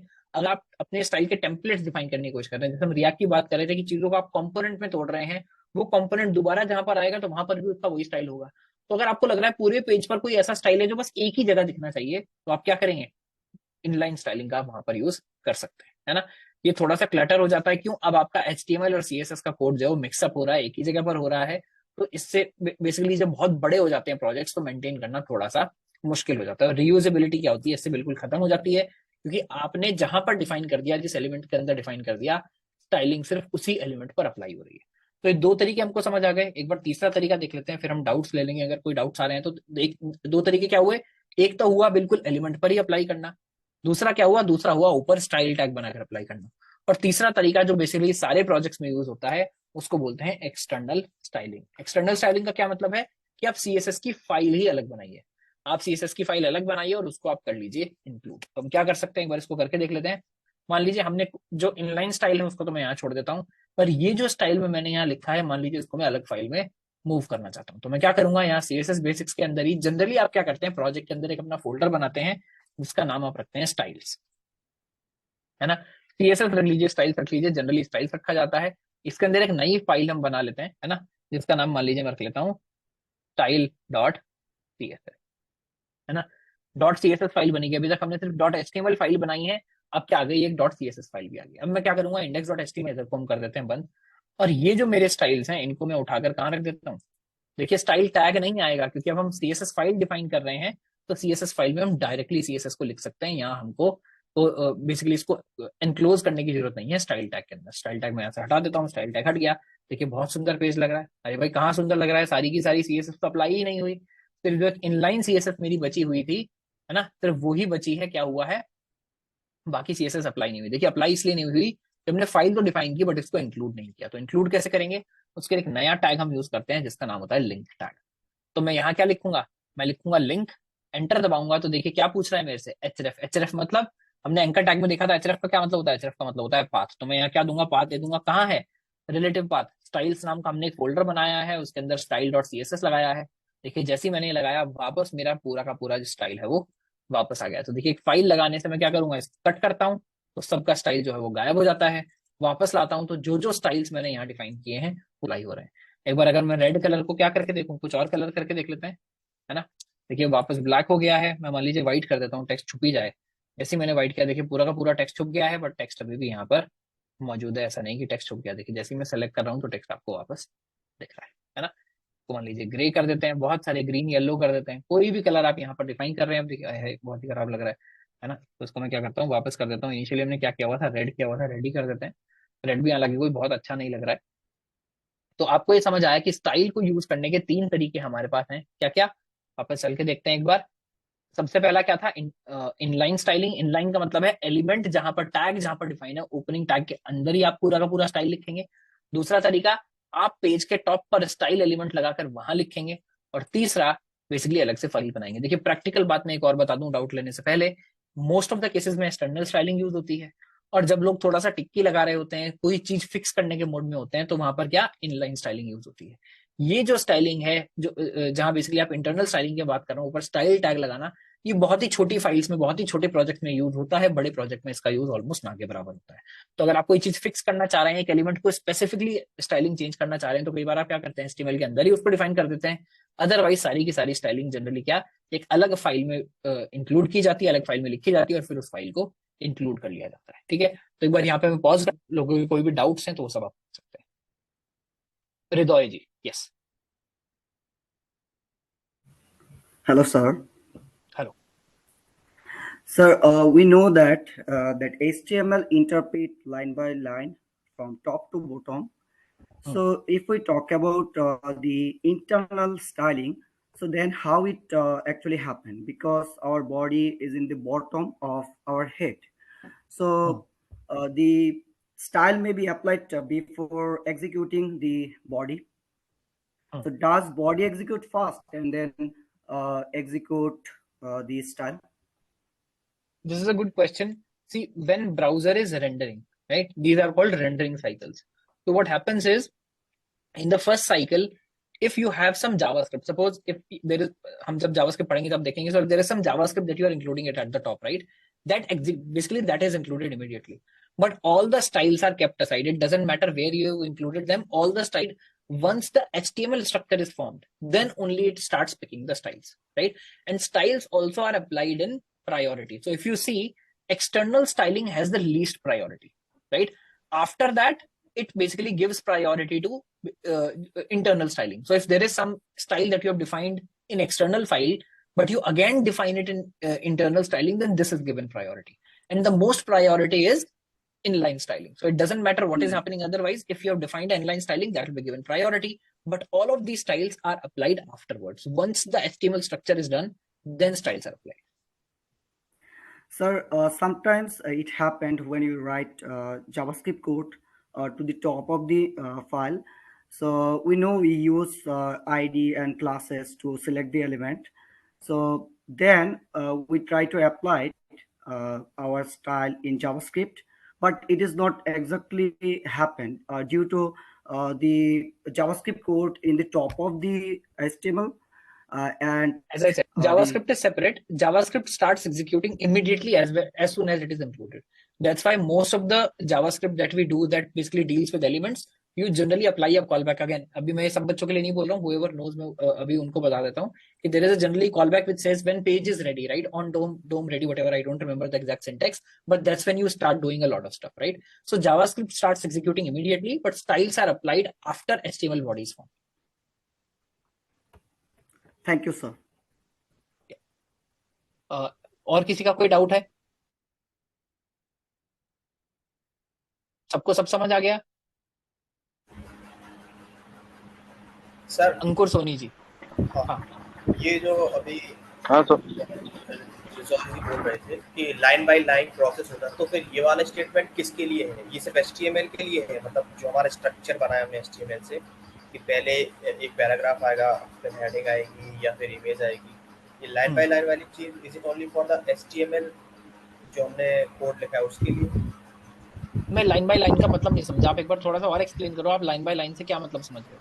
लाइन बाय लाइन मतलब जैसे कोई नॉर्मल कोड लिखते हैं, मान लो पाइथन में कोड लिखा, एक वेरिएबल डिफाइन किया, उसको लूप में यूज किया, तो वो कोड ऊपर से नीचे लाइन बाय लाइन चलता जाता है। जैसे ये हुआ, तो वही जो आपने बताया ना कि पहले जावास्क्रिप्ट जो होगी वो चलेगी, फिर CSS चलेगी। नहीं, पहले जावास्क्रिप्ट नहीं चलेगी। मैं ये बोल रहा हूँ कि अगर अभी अगेन हम जावास्क्रिप्ट की बात नहीं करते, अभी वहां पहुंचे नहीं है, बट जावास्क्रिप्ट का बस मैं ये बोल रहा था, अगर जावास्क्रिप्ट आप कहीं पे इंक्लूड करते हैं ना, तो वो इमीडिएटली एक बार एग्जीक्यूट हो जाता है। मोस्ट ऑफ द टाइम आप जावास्क्रिप्ट में क्या डिफाइन कर रहे होते हैं? सिर्फ फंक्शंस डिफाइन कर रहे होते हैं, तो वो एग्जीक्यूट तो होते नहीं है, तो वो बस डिफाइन होकर रखे जाते हैं कि अगर कोई उनको कॉल करेगा तो they will be ready. But HTML CSS के केस में क्या होता है? HTML जब वो बेसिकली लाइन बाय लाइन देख रहा है, अगर आपने CSS इंक्लूड की है या CSS डिफाइन की है, तो उसको अप्लाई नहीं करेगा। क्वेश्चन का जो एसेंस था वो ये था कि यहाँ मान लो स्टाइल तो हमने पहले अप्लाई कर दिया, राइट? जिन पर आप ये टारगेट कर रहे हैं स्टाइल्स, वो एलिमेंट तो अभी बने ही नहीं है, तो ये स्टाइल जाएगा कहाँ? तो ब्राउजर को इतनी अंडरस्टैंडिंग होती है कि वो देख लेगा कि ये स्टाइल है, स्टाइल ऑब्वियसली कहाँ लगेगा? जब पेज पूरा हो गया है तब लगेगा, और इसके भी मल्टीपल साइकिल्स होते हैं, राइट? अभी क्या है, मान लीजिए मेरा पेज रेडी हो गया, उसके बाद जब हम सिंगल पेज एप्लीकेशन पढ़ रहे होंगे, रिएक्ट पढ़ रहे होंगे, तो हम जो कंटेंट है उसको तो चेंज करते रहेंगे। कंटेंट तो हम जावास्क्रिप्ट से भी चेंज कर सकते हैं बाद में, जब जावास्क्रिप्ट पढ़ेंगे तब देखेंगे कि पेज का कंटेंट आप चेंज कर सकते हो। तो अगर आप कंटेंट चेंज कर दोगे तो क्या फिर उसके बाद स्टाइल अप्लाई नहीं होगा? बिल्कुल होगा। तो पेंट साइकिल्स में क्या होता है, जब वो पेज को पेंट कर रहा है, पहले HTML को लगाएगा, फिर CSS को लगाएगा, और उसके बाद कोई भी चेंज हुआ होगा तो फिर से एक बार दोबारा HTML DOM को देखेगा। आगे चल के हम थोड़ा और डिटेल में देखेंगे, फिर CSS को अप्लाई करेंगे। ठीक है, और किसी का कोई डाउट? श्रीकांत जी। सर HTML जैसे हम पहले कोई भी प्रोजेक्ट बनाते हैं तो HTML के अंदर ही CSS लिखते हैं या CSS के लिए अलग के लिखते हैं? आपका आवाज बीच में कट गया था श्रीकांत जी, बट मैं समझ रहा हूँ आप ये पूछ रहे हैं कि अगर हम कोई प्रोजेक्ट स्टार्ट कर रहे हैं तो हमको CSS कहाँ पे लिखना चाहिए, राइट? अगर आप ये एंटिसिपेट कर रहे हैं कि आप कोई बहुत छोटी सी टेस्टिंग वाली चीज लिख रहे हैं, तो आप स्टाइल कहीं पर भी डिफाइन कर दीजिए, ऊपर डिफाइन कर दीजिए, साथ में डिफाइन कर दीजिए, इतना फर्क नहीं पड़ता। बट अगर आप थोड़ा सा भी बड़ा बना रहे हैं, यानी अगर आप ये मान लीजिए लाइनें आपकी 80-100 भी क्रॉस होने वाली हैं, तो जनरल रिकमेंडेशन ये है कि आप स्टाइल की फाइल हमेशा अलग रखें और उसको यहाँ पर इंक्लूड करें। तो जैसे सर HTML की फोल्डर अलग से बनाए, ठीक सेम ऐसे ही CSS का फोल्डर भी अलग से बनाए, फिर वहाँ पे सारे डिफाइन किया जाए। देखिए, जनरली HTML का फोल्डर अलग से नहीं बनाया जाता है, डिपेंड करता है। अगर बहुत सारे HTML फाइल्स हैं तो आप HB यूज के हिसाब से अलग अलग बनाते हैं। अगर मान लीजिए 10 HTML हैं तो आप 2-3 HTML को देखेंगे कहाँ हो रही है। मान लीजिए ये मेरे मेंस का सेक्शन, अगर आप मिंत्रा का एग्जांपल ले रहे हैं तो आप उसको मेन नाम के फोल्डर के अंदर डाल देंगे। बट हाँ, स्टाइलिंग और जब हम जावास्क्रिप्ट पर आएंगे, वो जनरली अपने अपने फोल्डर बनाकर उनके अंदर डाली जाती है, बाहर नहीं डाली जाती है। अगेन ये भी सिर्फ एक कन्वेंशन है, ऐसा आप बाहर डालेंगे तो बाहर भी चल जाएगी, बस ये बेस्ट प्रैक्टिस है कि कहाँ डालना चाहिए। और किसी का कोई question? Yes sir. Rohit ji. Sir बोले हैं कि सर इनलाइन और इंटरनल और एक्सटर्नल ये तीनों में से मतलब सर ये तीनों अगर हम लोग लगाते हैं तो ये सर इसका सब मतलब मीनिंग सेम होगा या किसको लगाना ज़्यादा प्रेफर होगा प्रोग्रामिंग करते समय? जैसे मैंने बताया, आपको सिर्फ एक्सटर्नल यूज करना है जब तक कोई और जरूरत ना पड़े। अगर एक्सटर्नल लगाने से काम चल रहा है तो सिर्फ एक्सटर्नल लगा लीजिए। अगर उसकी पड़ रही है कि किसी पर्टिकुलर एलिमेंट का आप स्टाइल चेंज करना चाहते हैं, तो जनरली उस केस में हम क्या करते हैं, उस केस में हम जो इनलाइन स्टाइलिंग है वो और डिफाइन कर देते हैं। इन जनरल ये जो इंटरनल स्टाइलिंग है इसका यूज नहीं किया जाता है। स्टाइल एट्रीब्यूट का कोई अगेन बहुत छोटी सी फाइल है तो आप वहां डिफाइन कर सकते हैं कि मान लीजिए 10 ही लाइन का कोई कोड है, थोड़ा सा आपको डिफाइन करना था, उसको भी 2 फाइल में कन्वर्ट करना पड़ेगा, तो वहां पर आप इंटरनल स्टाइलिंग यूज कर सकते हैं। बट थोड़ा भी डिसेंट अगर पेज है, थोड़ा भी पेज का साइज बड़ा है, तो आप पहले एक्सटर्नल स्टाइलिंग लगाते हैं। और कहीं पर अगर अगेन आप थोड़ा सा हैक करने की कोशिश कर रहे हैं, कुछ किसी चीज को फिक्स करने की कोशिश कर रहे हैं, तो वहां जनरली उसके बाद आप इनलाइन स्टाइलिंग लगाते हैं। तो पहले कोशिश करनी है फाइल में डिफाइन करें, अदरवाइज हम एलिमेंट के साथ डिफाइन करें। अभिजीत जी आप कुछ बोल रहे थे? अच्छा, आई थिंक शायद गड़बड़ हो गई होगी। ठीक है, मुझे ऐसा लग रहा है कि शायद सारे डाउट्स यहाँ पर शायद क्लियर हो गए हैं। तो इसके बाद हम आगे बढ़ते हैं। इसके नेक्स्ट हम क्या देखने वाले हैं, तो देखिए अभी तक हमने क्या देखा। अभी तक हमने 2 CSS देख लिया, 2 तरह के CSS। क्या हमने फॉन्ट साइज देख लिया किस तरह से चेंज करना है, और हमने कलर देख लिया किस तरह से अप्लाई करना है। कलर यानी किसी भी चीज पर आप कलर कैसे अप्लाई करेंगे। और उसके बाद हमने देखे 3 तरीके स्टाइल्स को इंक्लूड करने के, है ना। कौन कौन से तरीके? एक तो आप एलिमेंट के साथ ही इंक्लूड कर दें यानी इनलाइन स्टाइलिंग, एक पेज के टॉप पर इंक्लूड कर दें यानी इंटरनल स्टाइलिंग, और एक फाइल ही अलग बनाकर उसको लिंक कर दें तो एक्सटर्नल स्टाइलिंग। ठीक है, इसके बाद हम एक बार HTML का बेसिक रिफ्रेशर ले लेते हैं ताकि हमको CSS अप्लाई कैसे होता है आगे चल के वो हमको समझ आ जाए। तो हम क्या बोल रहे हैं यहाँ पर, डॉम, है ना। डॉम का मतलब क्या है? Document object model. अभी हमने HTML में ये नहीं पढ़ा है, इसलिए मैं यहाँ आपको बता देता हूँ। क्या helps in understanding the hierarchical structure of a web page, crucial for applying targeted CSS। तो देखिए क्या होता है, जब बेसिकली जो ब्राउजर है आपका वो क्या कर रहा है, आपके पूरे के पूरे HTML को उठाकर लोड कर रहा है, लगा रहा है, तो क्या करता है, इस पूरे को एक ऑब्जेक्ट बनाकर डाल देता है जिसको, और उसका नाम होता है डॉक्यूमेंट। उसको क्या बोलते हैं? Document object model. यानी ये क्या कर रहा है, मॉडल का यहाँ पर क्या मतलब है, मॉडल का यहाँ पर ये मतलब है, जैसे आपने कभी देखा होगा, आप कहीं जब हम स्कूल में होते थे तो हम क्या बोलते थे, हम मॉडल ट्रेन बना रहे हैं, या कोई मॉडल, हमारे यहाँ जैसे बायोगैस के प्लांट होते थे, किसी भी चीज का कोई प्लांट, आप उसका क्या करते थे, छोटा मॉडल बनाते थे साइंस एग्जीबिशंस में या साइंस कॉम्पिटिशन्स में, है ना। तो उसी तरह से यहाँ पर ये मॉडल है। यानी ये एग्जैक्ट जो आपने एलिमेंट्स वेब पेज में डिफाइन किए हैं वो नहीं है, बट उसी का मान लीजिए एग्जैक्ट सेम प्रारूप होता है, एग्जैक्ट सेम कॉपी होती है उसकी, सिमिलर कॉपी होती है उसकी, जिसका स्ट्रक्चर एग्जैक्टली सेम होता है। तो यहाँ पर देखिए क्या होगा, डॉक्यूमेंट के अंदर पहले आपका रूट एलिमेंट होगा, जैसे हमने देखा हमारे वेब पेज में क्या होता है, बाहर सबसे पहले HTML होता है। HTML के अंदर क्या होगा, हेड भी होगा, बॉडी भी होगा। हेड के अंदर आपने टाइटल डिफाइन किया है, कोई और एलिमेंट्स डिफाइन किए हैं तो वो होंगे, और बॉडी के अंदर भी हमारा पूरा का पूरा जो हमने बॉडी के अंदर डिफाइन किया है, कौन किसका चिल्ड्रन है, कौन किसका चिल्ड्रन है, पूरा मान लीजिए जो हमारा हिरारिकल ट्री है, डिपेंडेंसी ट्री है, ये पूरा का पूरा यहाँ पर बन जाता है। ये हम देख ही क्यों रहे हैं, कि देख इसलिए रहे हैं कि इससे आसानी से समझ आ जाता है कि CSS को अप्लाई कैसे करना है, CSS जो है वो अप्लाई कैसे हो रही है। तो अगर हम देखेंगे H1, अच्छा बॉडी के अंदर जितने भी H1 है उनके लिए हो रही है। अभी हम देखेंगे मल्टीपल तरह के सेलेक्टर्स को कैसे कंबाइन करना है। सेलेक्टर अभी तक हमने सिर्फ एक ही देखा है, हम क्या कर रहे हैं, कोई भी एलिमेंट पकड़ लेते हैं, हम H1 पकड़ लेते हैं, P पकड़ लेते हैं, H2 पकड़ लेते हैं, उन पर अप्लाई करते हैं। अब हम नए नए तरीके देखेंगे कि अगर मान लीजिए मैं थोड़ा सा रिफाइन करना चाहता हूँ, थोड़ा सा और क्लोज अपना टारगेट करना चाहता हूँ, तो हम कैसे उसको कर सकते हैं। अभी तक हमने डिफाइन क्या किया कि भाई या तो आप एलिमेंट पर स्टाइल अप्लाई कीजिए, या फिर आप उसी एलिमेंट पर जाकर इनलाइन स्टाइल अप्लाई कर दीजिए। पर ये 2 तरीके नहीं है, तरीके बहुत सारे हैं एलिमेंट को टारगेट करने के। अभी तक टारगेट करने का सिंगल जो हमने तरीका देखा वो है एलिमेंट का नाम, कि वो जो भी एलिमेंट है, चाहे वो हेडिंग टैग है, चाहे वो एंकर टैग है, चाहे वो कोई और टैग है, आप उसका नाम लिखे और स्टाइल पर डिफाइन कर दीजिए। हम देखेंगे आगे और कौन से तरीके होते हैं। और इसका क्या काम है, डायनेमिक स्टाइलिंग, यानी this enables learning about dynamic styling, allows for real time changes and interactivity through CSS। यानी जब भी हम अभी डायनेमिक स्टाइलिंग देखेंगे, क्या होती है, डायनेमिक स्टाइलिंग अप्लाई करते हैं तो अगर आपको डॉक्यूमेंट ऑब्जेक्ट मॉडल अपने दिमाग में क्लियर है कि एक ऑब्जेक्ट है जहां पर पूरी की पूरी जो हमारे पेड़ का जो ट्री है वो बना हुआ है, तो वहां आपको समझने में थोड़ी सी इसको आसानी होती है ना। आगे बढ़ने से पहले हम 2 चीजें और देख लेते हैं जो हम HTML में देख कर आए थे, कि सबसे पहले तो CSS फाइल के अंदर हम कॉमेंट्स कैसे लिखते हैं।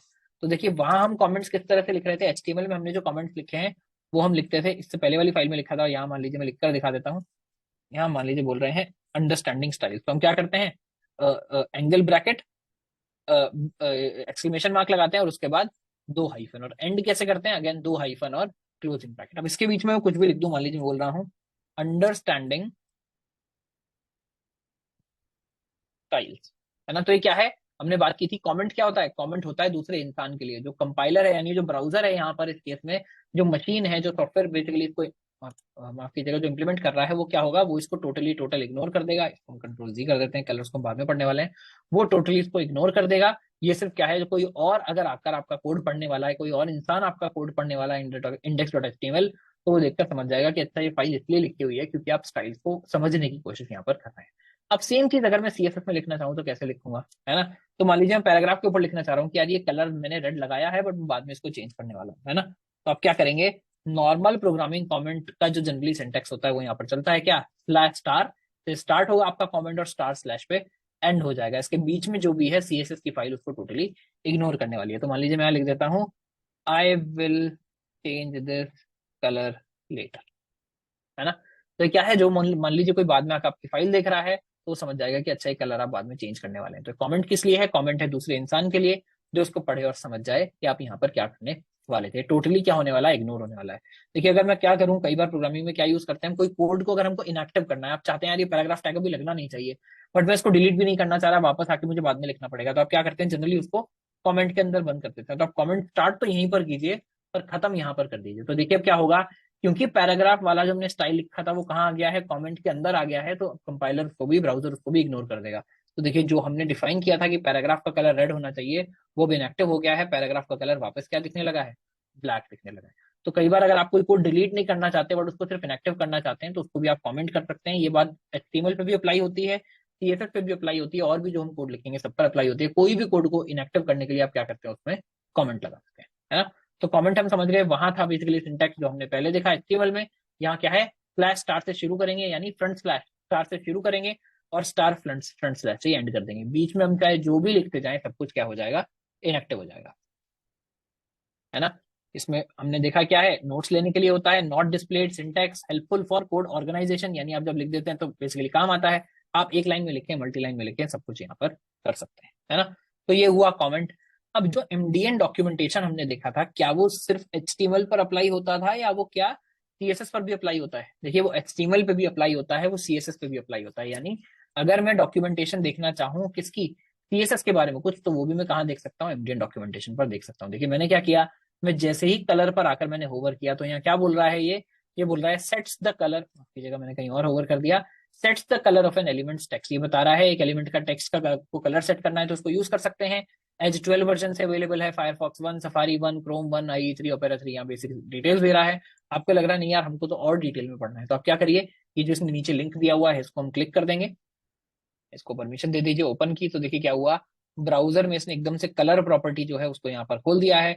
ये अलग अलग चीजें आपको यहाँ पर लगाकर दिखा रहा है कि अगर कलर आप इस तरह से डिफाइन कर सकते हैं। ये सारे बाकी तरीके हम देख रहे होंगे कि कलर कोड से आप किस तरह से डिफाइन करते हैं ना, पर ये दिखा रहा है कि कलर आप इस तरह से सेट कर सकते हैं, सिंटेक्स आपको कैसे करना पड़ेगा, आपको पूरी की पूरी डिटेल जो है वो यहाँ पर टाइप की मिल जाएगी। तो आप डायरेक्टली MDN पर आकर तो सर्च कर ही सकते हैं, आप डायरेक्टली इसके अंदर भी अगर इसको सर्च करना चाहें तो कर सकते हैं। आप जिस भी चीज के ऊपर होवर करेंगे, बेसिकली हम यहाँ इस फाइल के अंदर है, तो पी में क्या बोल रहा है, दिस इज सेलेक्टर स्पेसिफिसिटी, है ना। तो यहाँ क्या हो रहा है, आप इस पे माफ कीजिएगा, अगर आप यहाँ पर आकर क्लिक करेंगे तो क्या होगा, इसके लिए कोई MDN का पेज खुल जाएगा। तो यहाँ क्या हुआ, स्पेसिफिसिटी क्या होती है, इसको बेसिकली किस तरह से समझना है, इसके लिए पेज खुल जाएगा।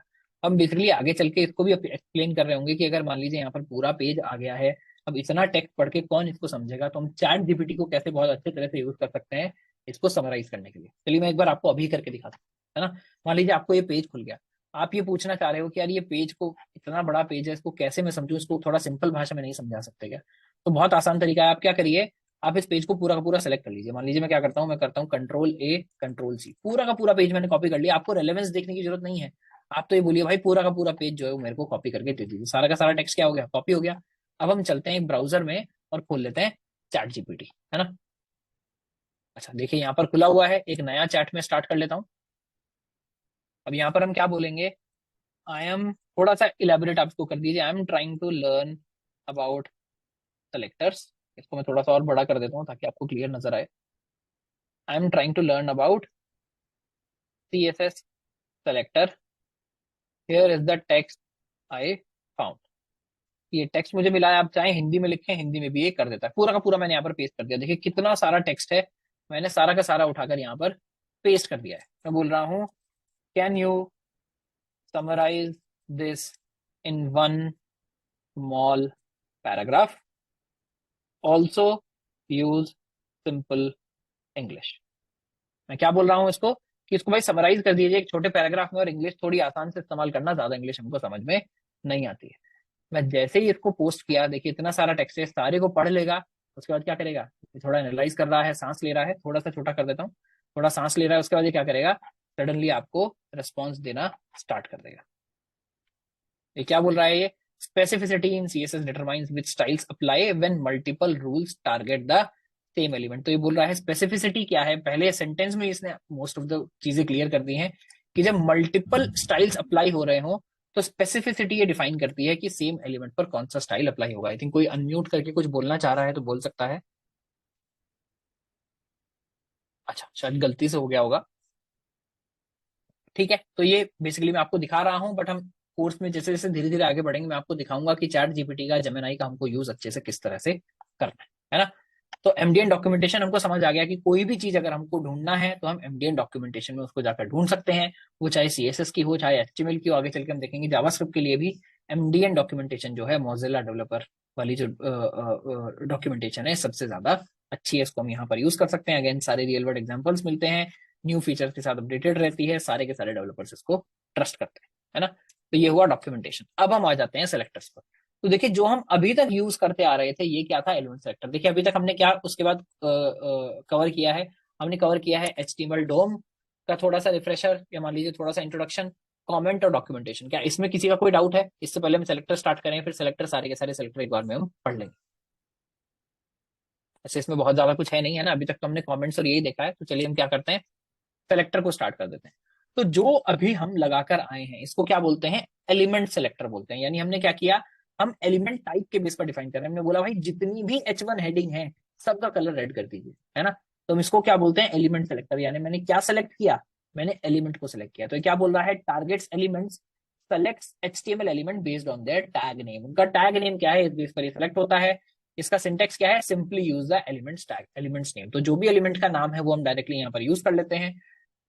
इसका एडवांटेज क्या है, यूनिफॉर्म स्टाइलिंग हो जाती है। मान लीजिए आप चाहते हैं यार मेरे पेज पर हेडिंग बहुत बड़ी बड़ी हो रही है, मैं सब हेडिंग्स को थोड़ा छोटा कर देता हूँ, तो क्योंकि आपने H1 की डेफिनेशन को ही चेंज कर दिया, या मान लीजिए आप बोल रहे हैं H1 में भाई सबका कलर रेड होना चाहिए या सबका साइज थोड़ा छोटा होना चाहिए, तो एक कंसिस्टेंट स्टाइल आपके पूरे पेज पर अप्लाई हो जाता है। एलिमेंट सेलेक्टर का एक ये फायदा। ईज ऑफ यूज क्या है कि बेसिकली एक एडवांटेज क्या है कि ईज ऑफ यूज है, यानी बहुत ही स्ट्रेट फॉरवर्ड है, इजी टू इंप्लीमेंट है अगर बेसिक स्टाइलिंग आपको करनी है ना।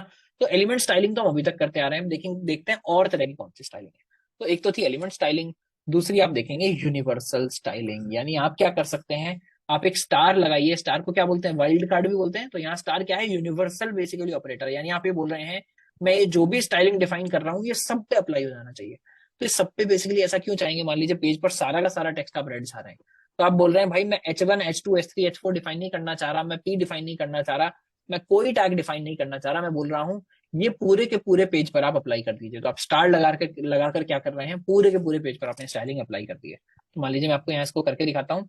ये जो हमारा वेब पेज है इसको थोड़ा सा छोटा कर लेते हैं, वापस आ जाते हैं यहाँ पर। मैं क्या कर सकता हूँ, टॉप पे यहाँ हम डिफाइन कर सकते हैं यूनिवर्सल स्टाइलिंग। मैंने स्टार के साथ डिफाइन कर दिया। अब मान लीजिए मैं क्या डिफाइन करता हूँ, मैं यहाँ डिफाइन कर देता हूँ, मान लीजिए फॉन्ट साइज डिफाइन कर देते हैं, जो भी हम डिफाइन करके आए। मैंने बोला सब चीजों का फॉन्ट साइज आप 25 पिक्सल कर दीजिए, है ना। तो देखिए क्या हुआ, अब इट डजेंट मैटर कि वो मेरा जो नॉर्मल टेक्स्ट है वो हेडिंग है। अब देखिए H1 H2 का जो साइज है वो अभी भी, सॉरी H1 जो साइज है वो इन दोनों का अभी भी चेंज है। क्यों, क्योंकि जो यूनिवर्सल स्टाइलिंग है उसकी प्रायोरिटी सबसे कम होती है। हमने उसके बाद H1 की स्टाइलिंग डिफाइन की है, तो अभी ये वाला जो फॉन्ट साइज है ये प्रायोरिटी ले रहा है। अगर मैं इसको क्या करूं, इसको मैं कर दूं कमेंट, तो क्या होगा, देखिए पेज पर सबकी जो फॉन्ट साइज है वो क्या हो गया, 25 हो गया। तो आप यूनिवर्सल स्टाइलिंग यहाँ पर इस तरह से यूज कर सकते हैं। पर आप ये करना क्यों चाहेंगे, देखिए एक बार देखते हैं। क्या, दिस मैचेस ऑल, यानी targets and styles all elements on a web page used as asterisk. कैसे लगाते हैं आप इसको, स्टार से या एस्टेरिस्क से। ये सबसे ज्यादा किस लिए यूज होता है, देखिए सिर्फ इसलिए मैंने प्रैक्टिकली अपने प्रोजेक्ट्स में किस तरह से यूज होते हुए देखा है, सिर्फ स्टाइल्स को रीसेट करने के लिए यूज होते देखा है। यानी this is commonly use to reset margin and padding globally. यानी अगर आप ये चाहते हैं कि बाय डिफॉल्ट बहुत सारी चीजों में बहुत सारा मार्जिन बहुत सारा पैडिंग दिया हुआ है, हम सारा मार्जिन और पैडिंग खुद डिफाइन करना चाहते हैं। देखिए कुछ मार्जिन पैडिंग अभी हम आगे चल के समझेंगे मार्जिन पैडिंग का क्या मतलब है।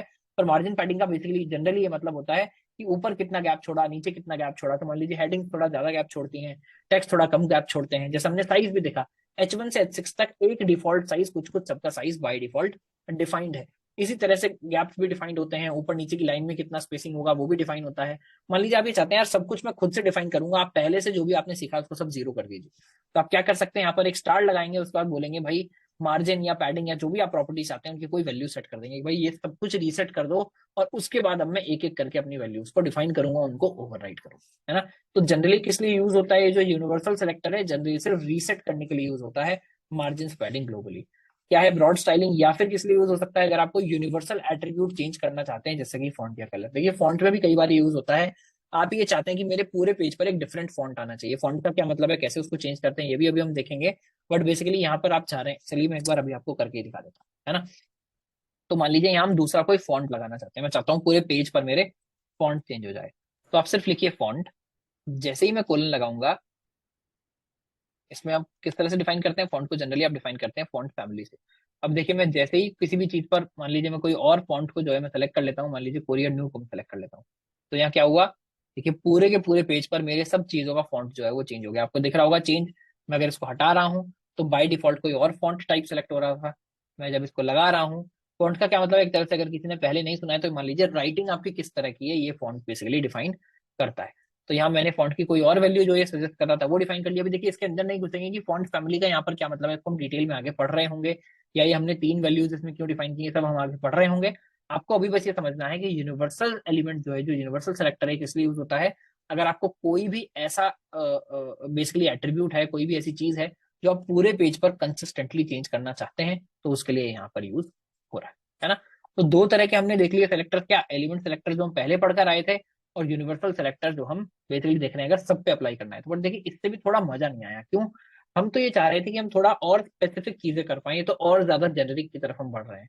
तो इसके बाद हम देखेंगे दो प्रॉपर्टीज, एक आईडी प्रॉपर्टी, एक क्लास प्रॉपर्टी। आईडी हमने पहले देखा है, क्लास को भी हम समझने की कोशिश करेंगे। अगर किसी का कोई डाउट है इन दो तरह की स्टाइलिंग्स में, यानी यूनिवर्सल सेलेक्टर में, इन दो तरह के सेलेक्टर्स में, यूनिवर्सल सेलेक्टर में या एलिमेंट सेलेक्टर में, तो आप पूछ सकते सर मैं बोलना चाहता हूँ मतलब ब्राउजर के लिए मतलब जो एस्टेरिक से आप ग्लोबल सिलेक्टर यूज कर रहे हर एक एलिमेंट के लिए ब्राउजर के पास क्या डिफॉल्ट मार्जिन पैडिंग होता है?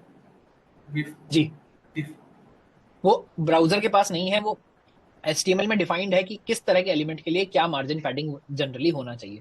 तो वो पहले से होता है, अगर आप उस सबको रीसेट करना चाहते हैं तो आप यूनिवर्सल से उसको रीसेट कर सकते हैं। रीसेट मतलब सबको जनरली जीरो सेट कर दिया जाता है, और उसके बाद आपको जिसके लिए जो डिफाइन करना है वो डिफाइन आप कर सकते मतलब बाय डिफॉल्ट एक स्टाइल होता है मतलब ब्राउजर मतलब बाय डिफॉल्ट होता हैं। ही है करेक्ट। सारे एलिमेंट के लिए और आप उसको आप मैं ये देख रहे हैं ना, अभी जब मैं H1 लिखता हूं तो वो हेडिंग जो वो वाला टेक्स्ट है उसका साइज बड़ा आ रहा है, थोड़ा सा बोल्ड आ रहा है।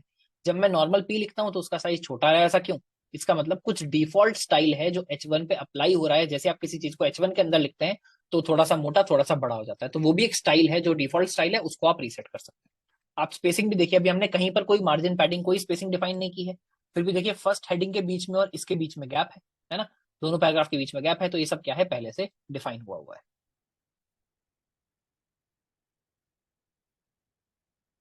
और किसी ने भी कोई डाउट पूछा था, आई थिंक कोई और भी माइक पर आया था। चलिए हो सकता है उनका भी सेम डाउट हो और डाउट वो जो है वो क्लियर हो गया हो। तो ये तो दो अभी बेसिक सेलेक्टर हमने पढ़े, अब थोड़े से हेलो अच्छे सेलेक्टर हम इसके बाद पढ़ने वाले हैं। यस, हेलो कौन बोल रहा है, प्रेम जी। हाँ। सर, मैं कमेंट किया हूँ सर। ये रूट एलिमेंट जो होता है मतलब रूट और उसमें फिर कलर देते हैं, ये थोड़ा समझा देते हैं। मैं कमेंट भी किया हूँ जिस तरह से कहते हैं। मैं एक दो वो देखिए अगेन जो प्रैक्टिस मैंने कर रहा था, पढ़ाया नहीं है तो प्रेम जी, ये मेरे को समझ हाँ, में नहीं आ जो रहा मैंने था। पढ़ाया नहीं है उसका बेटर तरीका यह है कि आप इसको एक बार पोर्टल पे पूछें, और उसके बाद अगर वहां पे आंसर नहीं होगा तो फिर मैं इसको अलग से आंसर करूंगा, है ना। अभी सब लोग यहाँ पर हैं तो जो मैं पढ़ा रहा हूँ उसके बारे में डाउट पूछिए, जो मैंने अभी नहीं पढ़ाया उसका डाउट आप पोर्टल पे पूछिए, यानी अपने जो डिस्कशन फोरम है वहां पर पूछिए। अगर नहीं सॉल्व होगा तो मैं 1 to 1 आपको समझा, ठीक है।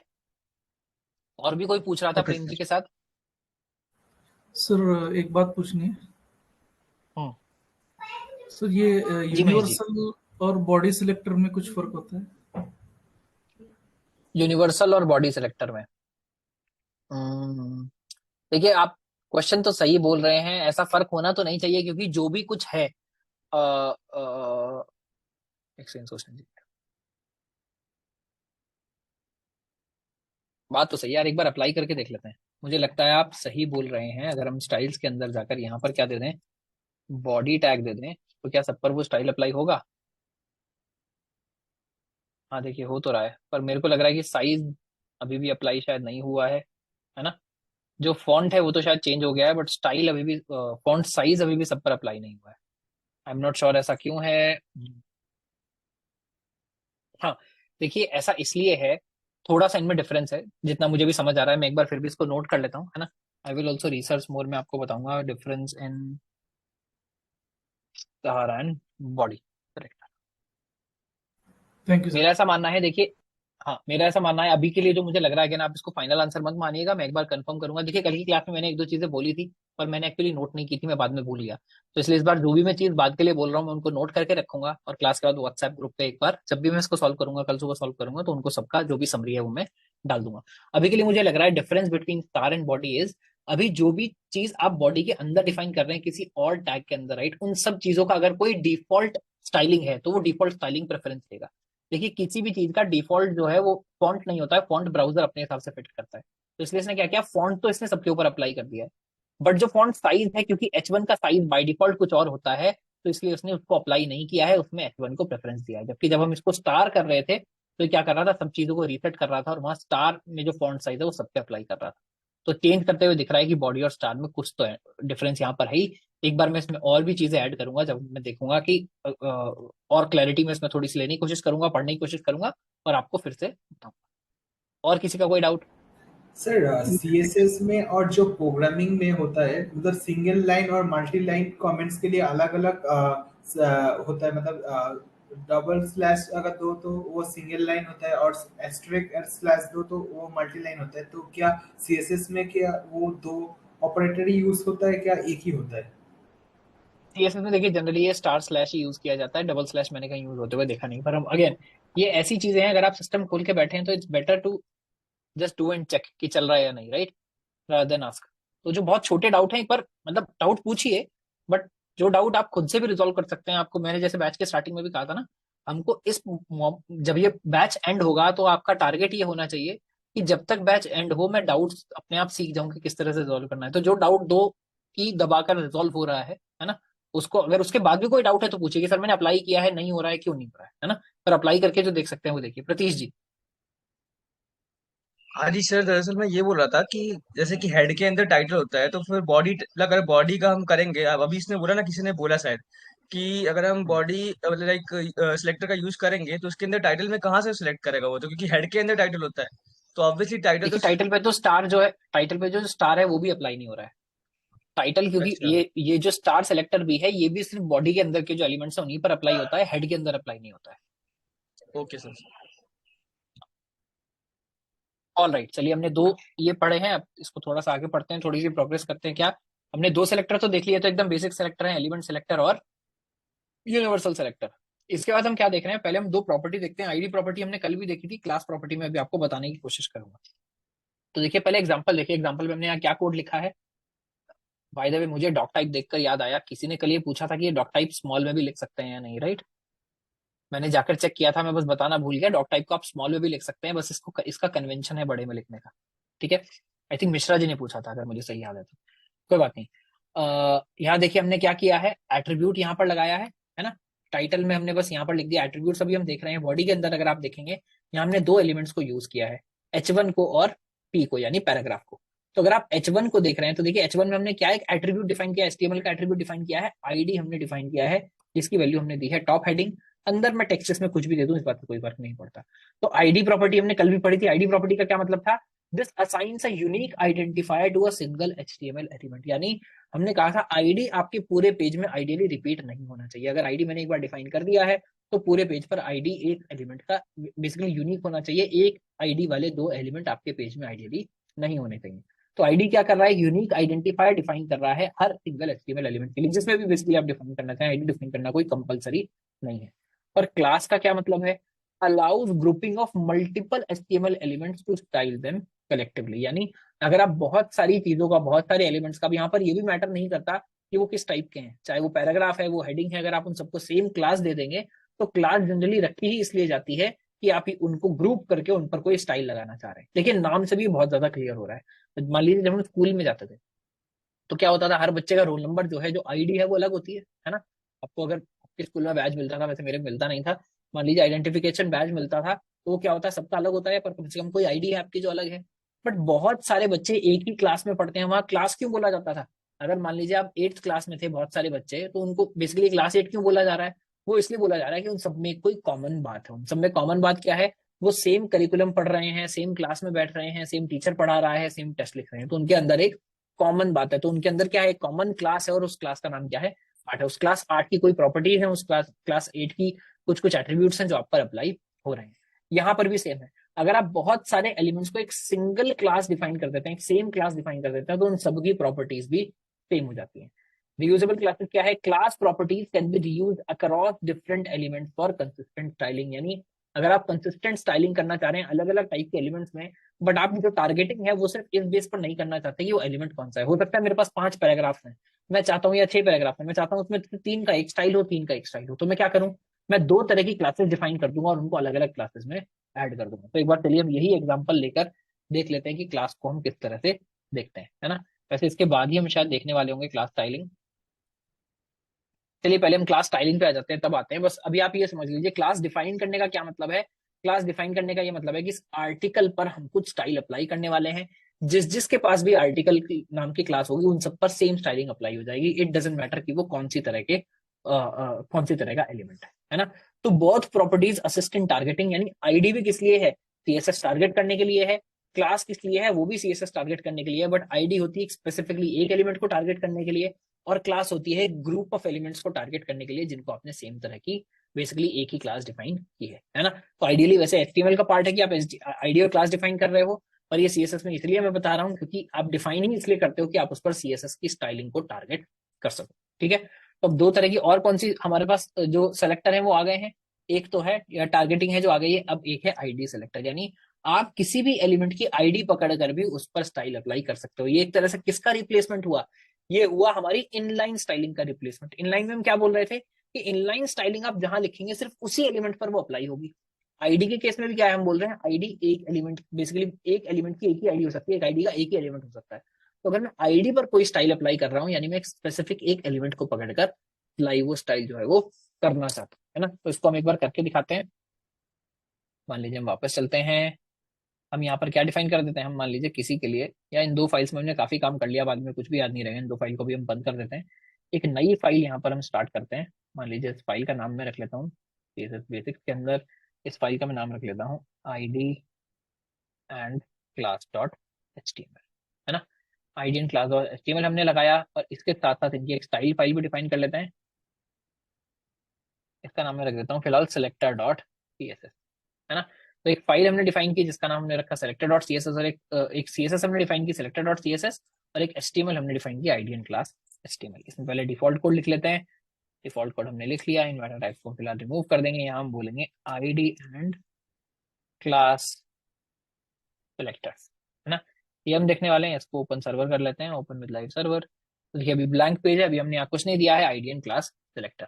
अभी देखिए सेलेक्टर CSS को भी मुझे इंक्लूड करना है, तो सबसे पहले वही मैं कर लेता हूँ। हेड के अंदर क्या लिंक कर दीजिए स्टाइल्स फोल्डर के अंदर सेलेक्टर डॉट CSS। अभी CSS में कुछ है नहीं, पर फिर भी हमने उसको इंक्लूड कर लिया कि जब हम वहां पर कुछ लिखेंगे तो यहाँ भी वो अप्लाई होने लगेगा।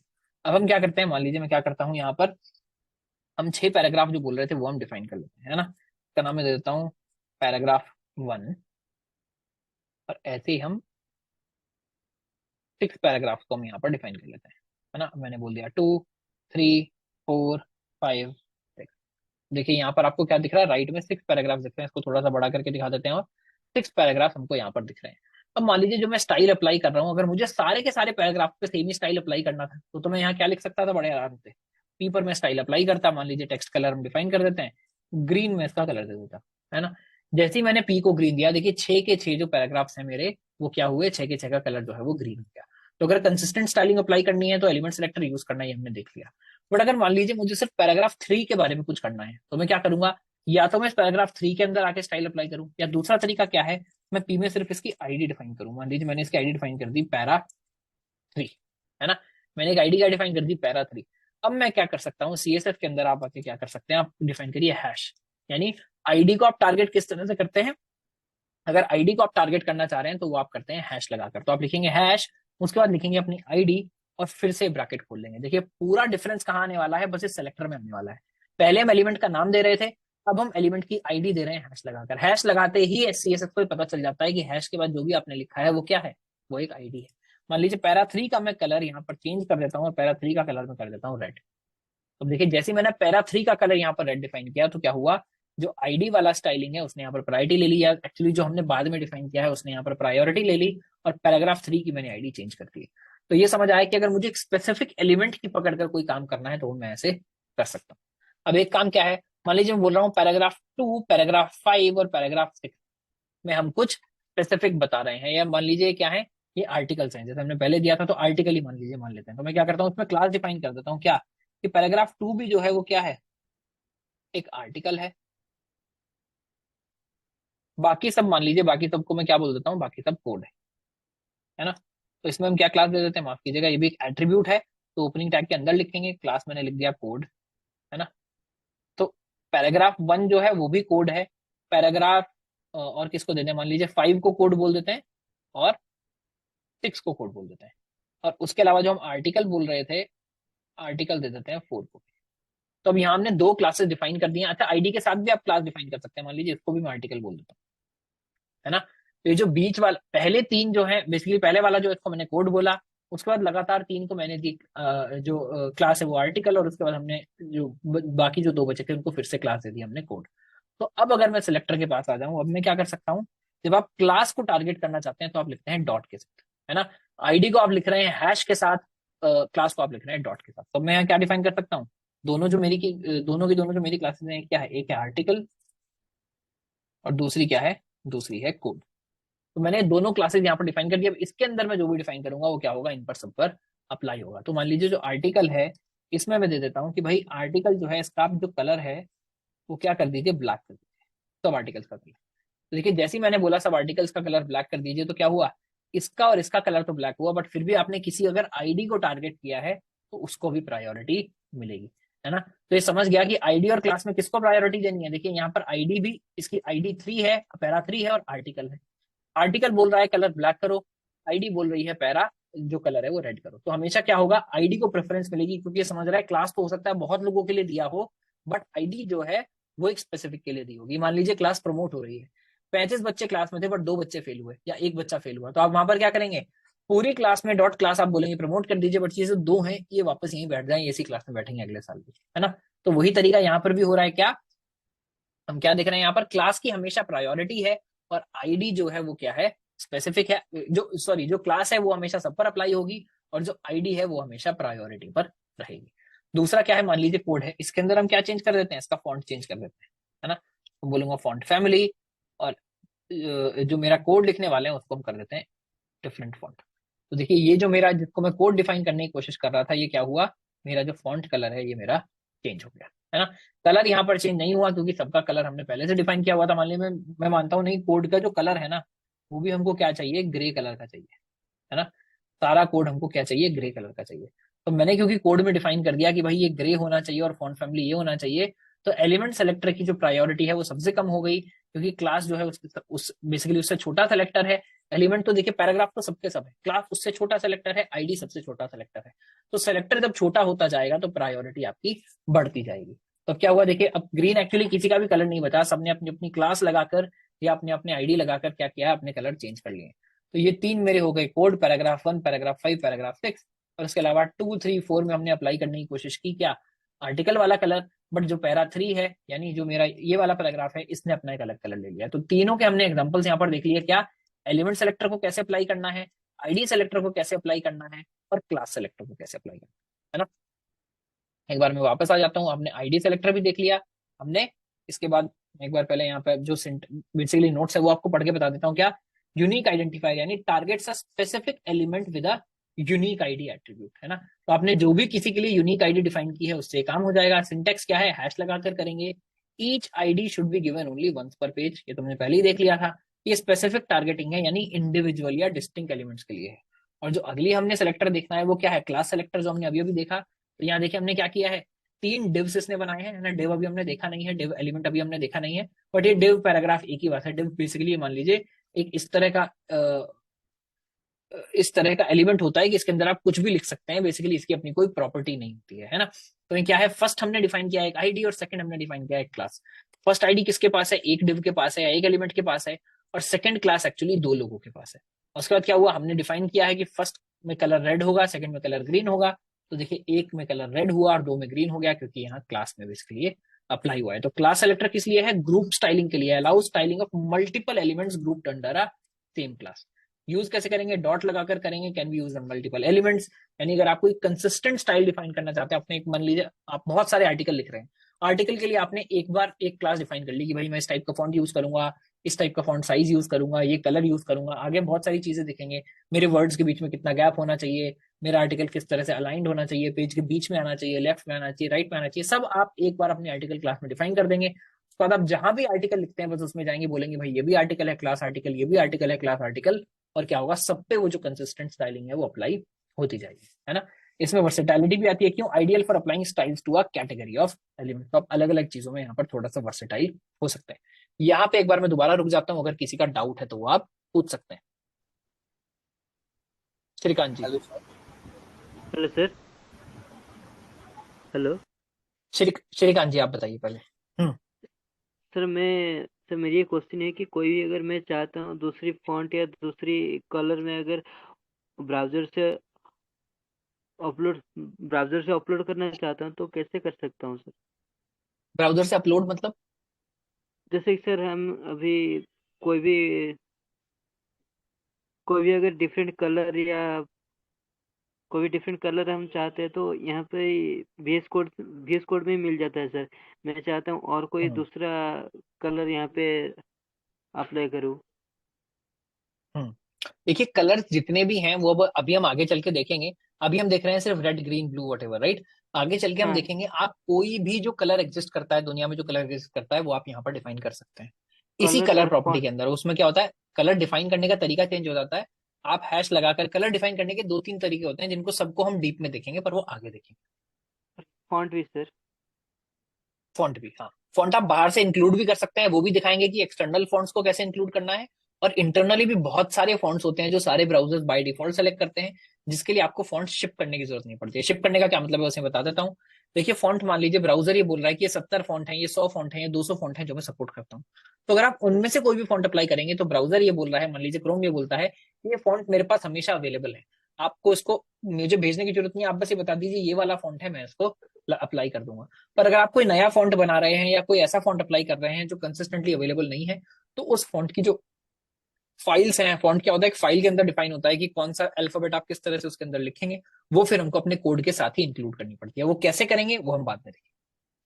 Thank you sir. Rohit ji.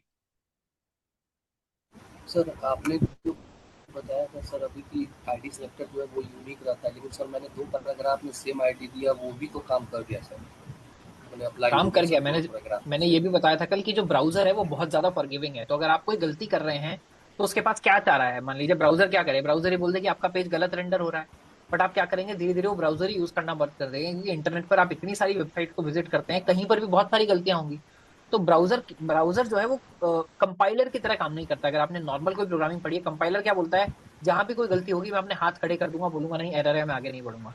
But देखिए ब्राउजर के पास इतनी आप ये मान लीजिए इतनी अथॉरिटी नहीं है, यस सर। ब्राउजर के पास इतना एडवांटेज नहीं है कि वो किसी भी चीज के बारे में बोल सके कि यहाँ कोई एरर है। तो ब्राउजर क्या करता है, बेस्ट एफर्ट बेसिस पर, आपने कोई गलती की है तो गलती की है, वो बेस्ट एफर्ट बेसिस पर उस पर फिर भी काम चलाएगा।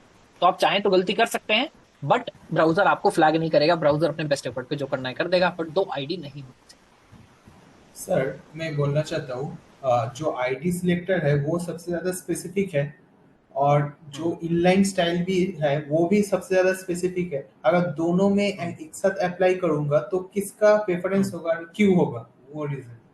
ऐसे में जो इनलाइन स्टाइलिंग है उसका हमेशा प्रेफरेंस होता है, क्योंकि वहां पर वो ये भी देखता है कि ये जो बेसिकली स्टाइल आया है ये बाहर की फाइल से आया है। बट अगर आपने HTML में जाकर ही कुछ लिख दिया है तो उसकी हमेशा प्रायोरिटी मानी जाती है, क्योंकि जब आप स्टाइल्स इंक्लूड करेंगे, अभी हम आगे चल के देखेंगे, बूटस्ट्रैप मान लीजिए यूज करने की कोशिश करेंगे या टेलविंड यूज करने की कोशिश करेंगे, तो आप क्या करते हैं, हजारों लाखों क्लासेस उन्होंने वहां पर डिफाइन की हुई है। वैसे वहां पर जनरली आईडीज में वो चीजें डिफाइन करते नहीं है, सिर्फ क्लास में डिफाइन करते हैं। मैं फिर भी आपको एग्जांपल के लिए बता रहा हूँ कि उन्होंने हजारों लाखों क्लासेस वहां पर डिफाइन की हुई हैं। अब मान लीजिए आप सेम क्लास अपने पास भी डिफाइन करते हैं, तो ये समझ जाएगा कि भाई एक्सटर्नल फाइल से तो बहुत सारा डेटा मेरे पास आ रहा है, अगर आपने कुछ स्पेसिफिकली अपने कोड में डिफाइन किया है तो उसको हमेशा प्रेफरेंस मिलेगी। सेम लॉजिक यहाँ पर भी अप्लाई होता है कि अगर आपने बाहर एक्सटर्नल फाइल से आप ये जो आप ये देख रहे हैं, बेसिकली हैश देख रहे हैं, ये क्या है, स्टाइल आप कहीं ना कहीं और डिफाइन कर रहे हैं, चाहे आप ऊपर इंटरनल स्टाइलिंग में डिफाइन कर रहे हो, चाहे आप बाहर फाइल में डिफाइन कर रहे हो। अगर कोई भी स्टाइल आप डायरेक्टली एलिमेंट पर डिफाइन करेंगे तो उसकी प्रायोरिटी सबसे ज्यादा होगी, क्योंकि उसके हिसाब से भी डेवलपर की विजिबिलिटी सबसे ज्यादा थी, उसने सोच समझकर HTML में आकर वहां पर वो स्टाइल लिखा है, इसलिए उसकी प्रायोरिटी सबसे ज्यादा मानी जाए। सुरजीत जी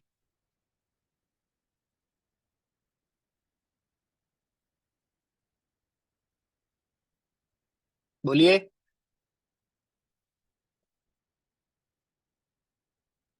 अच्छा सुरजीत जी, आपकी आवाज नहीं आ रही है, अगर आप कुछ पूछ रहे हैं तो, है ना, तो आपका डाउट थोड़ा बाद में लेते हैं, या आप मुझसे बेसिकली जो हमारा पोर्टल है उस पर आप अपना डाउट डालिएगा। ठीक है, तो अब यहाँ से आगे बढ़ते हैं। हमने क्या पढ़ लिए, दो तरह के सेलेक्टर हमने और पढ़ लिए। पहले हमने दो सेलेक्टर पढ़े थे, कौन कौन से, हमने पहले देखा था एलिमेंट सेलेक्टर, फिर हमने देखा था यूनिवर्सल सेलेक्टर। उसके बाद हमने क्या देखे, दो सेलेक्टर हमने और देख लिए, आईडी सेलेक्टर और क्लास सेलेक्टर। तो अभी हम चार तरह के सेलेक्टर सीख गए हैं, अगर हमको कोई भी बेसिकली अपना स्टाइल अप्लाई करना है तो। इसके बाद क्या है, एक और आ गया हमारा ग्रुप सेलेक्टर। यानी ये ग्रुप सेलेक्टर किस लिए है, अगर आपने जो एग्जिस्टिंग अभी तक सेलेक्टर पढ़े हैं वो मल्टीपल सेलेक्टर्स आप ग्रुप करना चाहते हैं। मान लीजिए हम यहाँ क्या डिफाइन कर रहे हैं, एग्जांपल देखिए, मैं बोल रहा हूँ भाई H1 H2 और H3 तीनों का कलर क्या कर दीजिए, रेड कर दीजिए। तो इसने क्या क्या, देखिए यहाँ पर चार हेडिंग्स हमने डिफाइन किए हैं, H1 H2 H3 H4। इसने क्या किया, इन तीन का कलर रेड कर दिया और इसको ब्लैक छोड़ दिया। तो एक तरह से अगर आप कॉपी पेस्ट करने वाले हैं स्टाइलिंग किसी चीज के लिए, तो बेटर तरीका है कि आप उसको यहाँ ऐसे ग्रुप में डिफाइन कर दें। देखिए आइडियल तरीका तो ये है कि मैं स्टाइल को किसी क्लास में डिफाइन करूं और वो क्लास में जाकर इन तीनों को दे दूं, है ना। पर यहाँ पर आप दो चीजें कंबाइन करना चाह रहे हैं, आप ये भी चाह रहे हैं कि सारे H1 पर ही अप्लाई हो, है ना, सारे H2 पर हो, सारे H3 पर हो। अगर मैं क्लास लगाऊंगा तो पूरे पेज में जितने भी H1 है, जितने भी H2 हैं, जितने भी H3 हैं, सब पर मुझे अप्लाई करना पड़ेगा, है ना। तो क्या है, सब पर मुझे बेसिकली क्लास ऐड करना पड़ेगा। तो इसका बेटर तरीका ये है, मतलब ये इसको समझने का तरीका ये है कि जब आप जो चार सिलेक्टर है के सिलेक्टर हमने पढ़े हैं, इसमें आप मिक्स एंड मैच भी कर सकते हैं, ये एलिमेंट पर हो ये जरूरी नहीं है। आपको दो आईडीज पर सेम स्टाइल को ही अप्लाई करना है, दो तीन क्लासेस में सेम अप्लाई करना है, या एक आईडी पर दो क्लासेस में एक एलिमेंट पर कहीं पर भी अप्लाई करना है, तो आप कॉमा लगा लगाकर पहले सेलेक्टर्स को लिख सकते हैं, मल्टीपल सेलेक्टर्स को, उसके बाद ब्रैकेट लगाएंगे। तो एक तरह से मान लीजिए H1 पर भी ये सब कुछ अप्लाई होगा, H2 पर भी ये सब कुछ अप्लाई होगा, और H3 पर भी ये सब कुछ अप्लाई होगा। तो अगर हम ग्रुप सेलेक्टर का देखें तो ग्रुप सेलेक्टर का मतलब क्या है, मल्टीपल एलिमेंट्स हैं, this styles multiple elements simultaneously, यानी एक ही टाइम पर मल्टीपल एलिमेंट्स को अगर आपको स्टाइल करना है तो इसको हम यूज कर सकते हैं। सिंटेक्स क्या है, this separates selectors with commas, है ना। तो ये क्या करता है, सेपरेट करता है सेलेक्टर एंड विद कॉमास को। उसके बाद क्या है, एफिशिएंसी है इसकी, कि देखिए हमारी कोड रिडंडेंसी जो है वो इंप्रूव हो जाती है। यानी अगर ये ग्रुप सेलेक्टर ना होता तो मैं H1 के लिए भी, अगर मैं यही चाह रहा हूँ कि इन तीनों के लिए कलर रेड हो, तो मैं H1 के लिए भी कलर रेड कर रहा होता, H2 के लिए भी कलर रेड कर रहा होता, H3 के लिए भी कलर रेड कर रहा होता। तो क्योंकि मैंने एक ही बार में डिफाइन करना है तो मैंने यहाँ डिफाइन कर दिया है, कल को मुझे कलर अगर चेंज भी करना है तो क्या होगा, तीनों के लिए कलर अपने आप से ये चेंज हो जाएगा। तो इससे सबसे इंपॉर्टेंट बात क्या होती है, जो आपकी रिडंडेंसी है वो रिड्यूस हो जाती है। एक बार इसको चलाकर दिखा देते हैं, वापस आ जाते हैं यहाँ पर। एक मान लीजिए नई फाइल में बना लेता हूँ, CSS बेसिक्स के अंदर इसका नाम हम रख देते हैं ग्रुप डॉट HTML, है ना। ग्रुप डॉट HTML लेंगे, एक ग्रुप डॉट CSS भी बना लेते हैं। अब मैं जल्दी जल्दी करता हूँ ये काम जो हम पहले से करते आ रहे हैं। यहाँ मैं लगाऊंगा डिफॉल्ट HTML, जो मेटा टैग्स हैं इनको मैं कर दूंगा डिलीट, टाइटल मेरा हो गया डॉक्यूमेंट, है ना। तो इसको हम बोल देते हैं ग्रुप सेलेक्टर। सबसे पहले क्या करेंगे, इंक्लूड करेंगे। इंक्लूड कैसे करते हैं, लिंक टैग से। लिंक क्या है मेरा, स्टाइल्स एंड ग्रुप, है ना। इसके बाद हमको क्या करना है, मान लीजिए एक एग्जांपल ले लेते हैं पैराग्राफ का, है ना। तो एक मैंने पैराग्राफ डिफाइन किया और इसका नाम मैंने रख दिया पैरा 1, है ना। हम क्या करते हैं, आईडी भी देखेंगे और पैराग्राफ भी देखेंगे। मैं यहाँ कर देता हूँ 2 पैराग्राफ 3 पैराग्राफ, और इनमें मैं क्या करता हूँ, तीनों को एक एक आईडी दे देता हूँ। आईडी दी, मान लीजिए सेम ही आईडी भी दे देते हैं पैरा 1, उसके बाद अगले की देंगे पैरा 2, एंड इसकी देंगे पैरा 3, है ना। और एक हम दे देते हैं हेडिंग। ठीक है, तो HTML का आपको क्लियर हो गया। अच्छा, ये हमने यहाँ पर स्टार्ट नहीं किया, इसको पहले स्टार्ट कर लेते हैं। Open with live server. देखिए क्या हो रहा है, ग्रुप सेक्टर आ गया ऊपर, एक मेरी हेडिंग आ रही है, उसके बाद एक पैराग्राफ 1, पैराग्राफ 2, पैराग्राफ 3, ये तीनों हमको दिख गए। अब हम आ जाते हैं अपने CSS में, जिस CSS को हम ऑलरेडी यहाँ पर इंक्लूड कर चुके हैं, है ना। तो सबसे पहले मान लीजिए मैं H1 पर डिफाइन करता हूँ, हेडिंग पर मैं डिफाइन करना चाहता हूँ। यहाँ मैं डिफाइन कर देता हूँ कलर इज ग्रीन, है ना। कलर मैंने ग्रीन सेट कर दिया, तो देखिए हेडिंग का कलर ग्रीन हो गया। पर मैं ये भी चाहता था कि यार जो पैराग्राफ्स है ना, इनका भी कलर ग्रीन हो जाना चाहिए। तो अगर मैं यहाँ पर क्या कर दूं, H1, P लगा दूंगा, तो देखिए क्या होगा, सबका कलर ग्रीन हो जाएगा। पर अगर मान लीजिए मैं सबका नहीं चाहता था, मैं चाहता था हेडिंग का और पैराग्राफ 2 का सिर्फ कलर ग्रीन होना चाहिए, तो मैं यहाँ नॉर्मल एलिमेंट सेलेक्टर लगाने के बजाय क्या लगा सकता हूँ, हैश लगा के दे सकता हूँ पैरा 2। तो अब क्या होगा, माफ कीजिएगा मैंने शायद आईडी गलत दी है क्या, अच्छा PAR दिया है ना। तो क्या होगा, हेडिंग का भी कलर ग्रीन हो गया और पैरा 2 का भी कलर ग्रीन हो गया, क्योंकि यहाँ मैंने अब क्या डिफाइन किया है, दो तरह के सेलेक्टर्स मैंने डिफाइन कर दिए हैं, एक H1 और एक PAR 2। तो ग्रुप में बस आपको ये दिखाना चाह रहा था कि सिर्फ जरूरी नहीं कि एलिमेंट सेलेक्टर्स हो, एलिमेंट है, आईडी है, क्लास है, आप किसी भी तरह के सेलेक्टर्स यहाँ पर डिफाइन कर सकते हैं, और जो भी आप प्रॉपर्टी डिफाइन करेंगे वो क्या होगी, ग्रुप बन के सब पे इंडिविजुअली अप्लाई हो जाएगी, है ना। तो ये हुआ हमारा ग्रुप सेलेक्टर। और क्या हम कर सकते हैं, और होता है डिसेंडेंट सेलेक्टर, है ना। अब यहाँ पर काम आएगा जो डॉम की हम बात कर रहे थे कि डॉम का क्या काम है। डिसेंडेंट सेलेक्टर का मतलब है आप ये डिफाइन कर रहे हैं कि भाई मैं पेरेंट चाइल्ड पूरी रिलेशनशिप डिफाइन कर रहा हूँ कि जिसका पेरेंट ये हो या जिसका चाइल्ड ये हो उसी पर ही अप्लाई करना। इसका एग्जाम्पल क्या है, एग्जाम्पल देखिए यहाँ पर हमने क्या डिफाइन किया है, पहले एक बार पेज देख लेते हैं। पेज क्या है, बॉडी के अंदर है एक डिव, है ना। डिव यहाँ पर शुरू हुआ, डिव यहाँ पर खत्म हुआ, इसके बाहर एक पैराग्राफ है, इसके अंदर एक पैराग्राफ है। तो एक पैराग्राफ एक डिव के अंदर है, एक पैराग्राफ बाहर है ना। दोनों पैराग्राफ में सिमिलर टेक्स्ट लिखा हुआ है। अब देखिए हमने स्टाइल्स अप्लाई किए। स्टाइल में हमने बोला है पैराग्राफ का कलर होना चाहिए ब्लू, तो पैराग्राफ का कलर ब्लू है। पर हमने एक और यहाँ पर दिया है डिसेंडेंट में, हमने बोला है डिव स्पेस पी, है ना। ये कर्सर है, फोटो खींचते हुए कर्सर आ गया, इसको बेसिकली इग्नोर कर दीजिए। हम क्या बोल रहे हैं, div space P. Space P का क्या मतलब है, यानी ऐसा पैराग्राफ जो डिव के अंदर हो, यानी ऐसा पैराग्राफ जो डिव के अंदर हो। मान लीजिए हमने इमेज लगाया था लिंक के अंदर, तो हम ये वहां बोल सकते थे कि अगर मैं यहाँ लिखता तो मैं लिखता पहले ए, उसके बाद IMG, यानी ऐसी इमेज जो किसी लिंक के अंदर हो, मैं सिर्फ उसके लिए कुछ डिफाइन करना चाहता हूँ। तो ये क्या है, हम यहाँ पर यूज तो कर रहे हैं एलिमेंट सेलेक्टर, अभी हमने दोनों केस में एलिमेंट सेलेक्टर को यूज किया, बट हमने कहा दोनों जो कॉमा लगाकर हम कर रहे थे, हम कह रहे थे दोनों के लिए डिफाइन करो। यहाँ हम बोल रहे हैं ऐसा इमेज जो सिर्फ ए का चिल्ड्रन हो। तो यहाँ आप क्या दे सकते हैं, किसका पेरेंट क्या है, किसका चाइल्ड क्या है, उसके बेसिस पर ये चलेगा। तो इसको हम क्या बोलेंगे, इसको हम बोलते हैं नेस्टेड टारगेटिंग। तो styles elements nested within a specified element. Syntax क्या होगा, सेपरेट सेलेक्टर्स विद स्पेसेस। क्या आप सेपरेट सेलेक्टर्स लगाएंगे, स्पेस लगाएंगे। देखिए यहाँ पर भी जरूरी नहीं कि एलिमेंट सेलेक्टर होगा, यहाँ पर भी कोई भी यहाँ पर आईडी हो सकता है। आप बोल सकते हैं इस आईडी के एलिमेंट के अंदर ही जब ऐसा कुछ हो तो लगाइएगा, या इस क्लास के एलिमेंट के अंदर ही जब ऐसा कुछ हो तो ये लगाइएगा। तो आप यहाँ कोई भी सेलेक्टर्स लगा सकते हैं। This is hierarchy based. Hierarchy मतलब वही कौन किसका पेरेंट है, कौन किसका चाइल्ड है, इस बेसिस पर ये चल रहा होगा, है ना। और उसके बाद क्या है, स्पेसिफिक स्टाइलिंग, यानी facilitates more targeted and specific styling for element. इससे क्या होगा, आप और थोड़ी सी स्पेसिफिक टारगेटिंग कर पाएंगे। अभी हमने दो सेलेक्टर और देखे, ग्रुपिंग और डिसेंडेंट। अगर इसमें किसी का कोई डाउट है तो पूछ सकते हैं।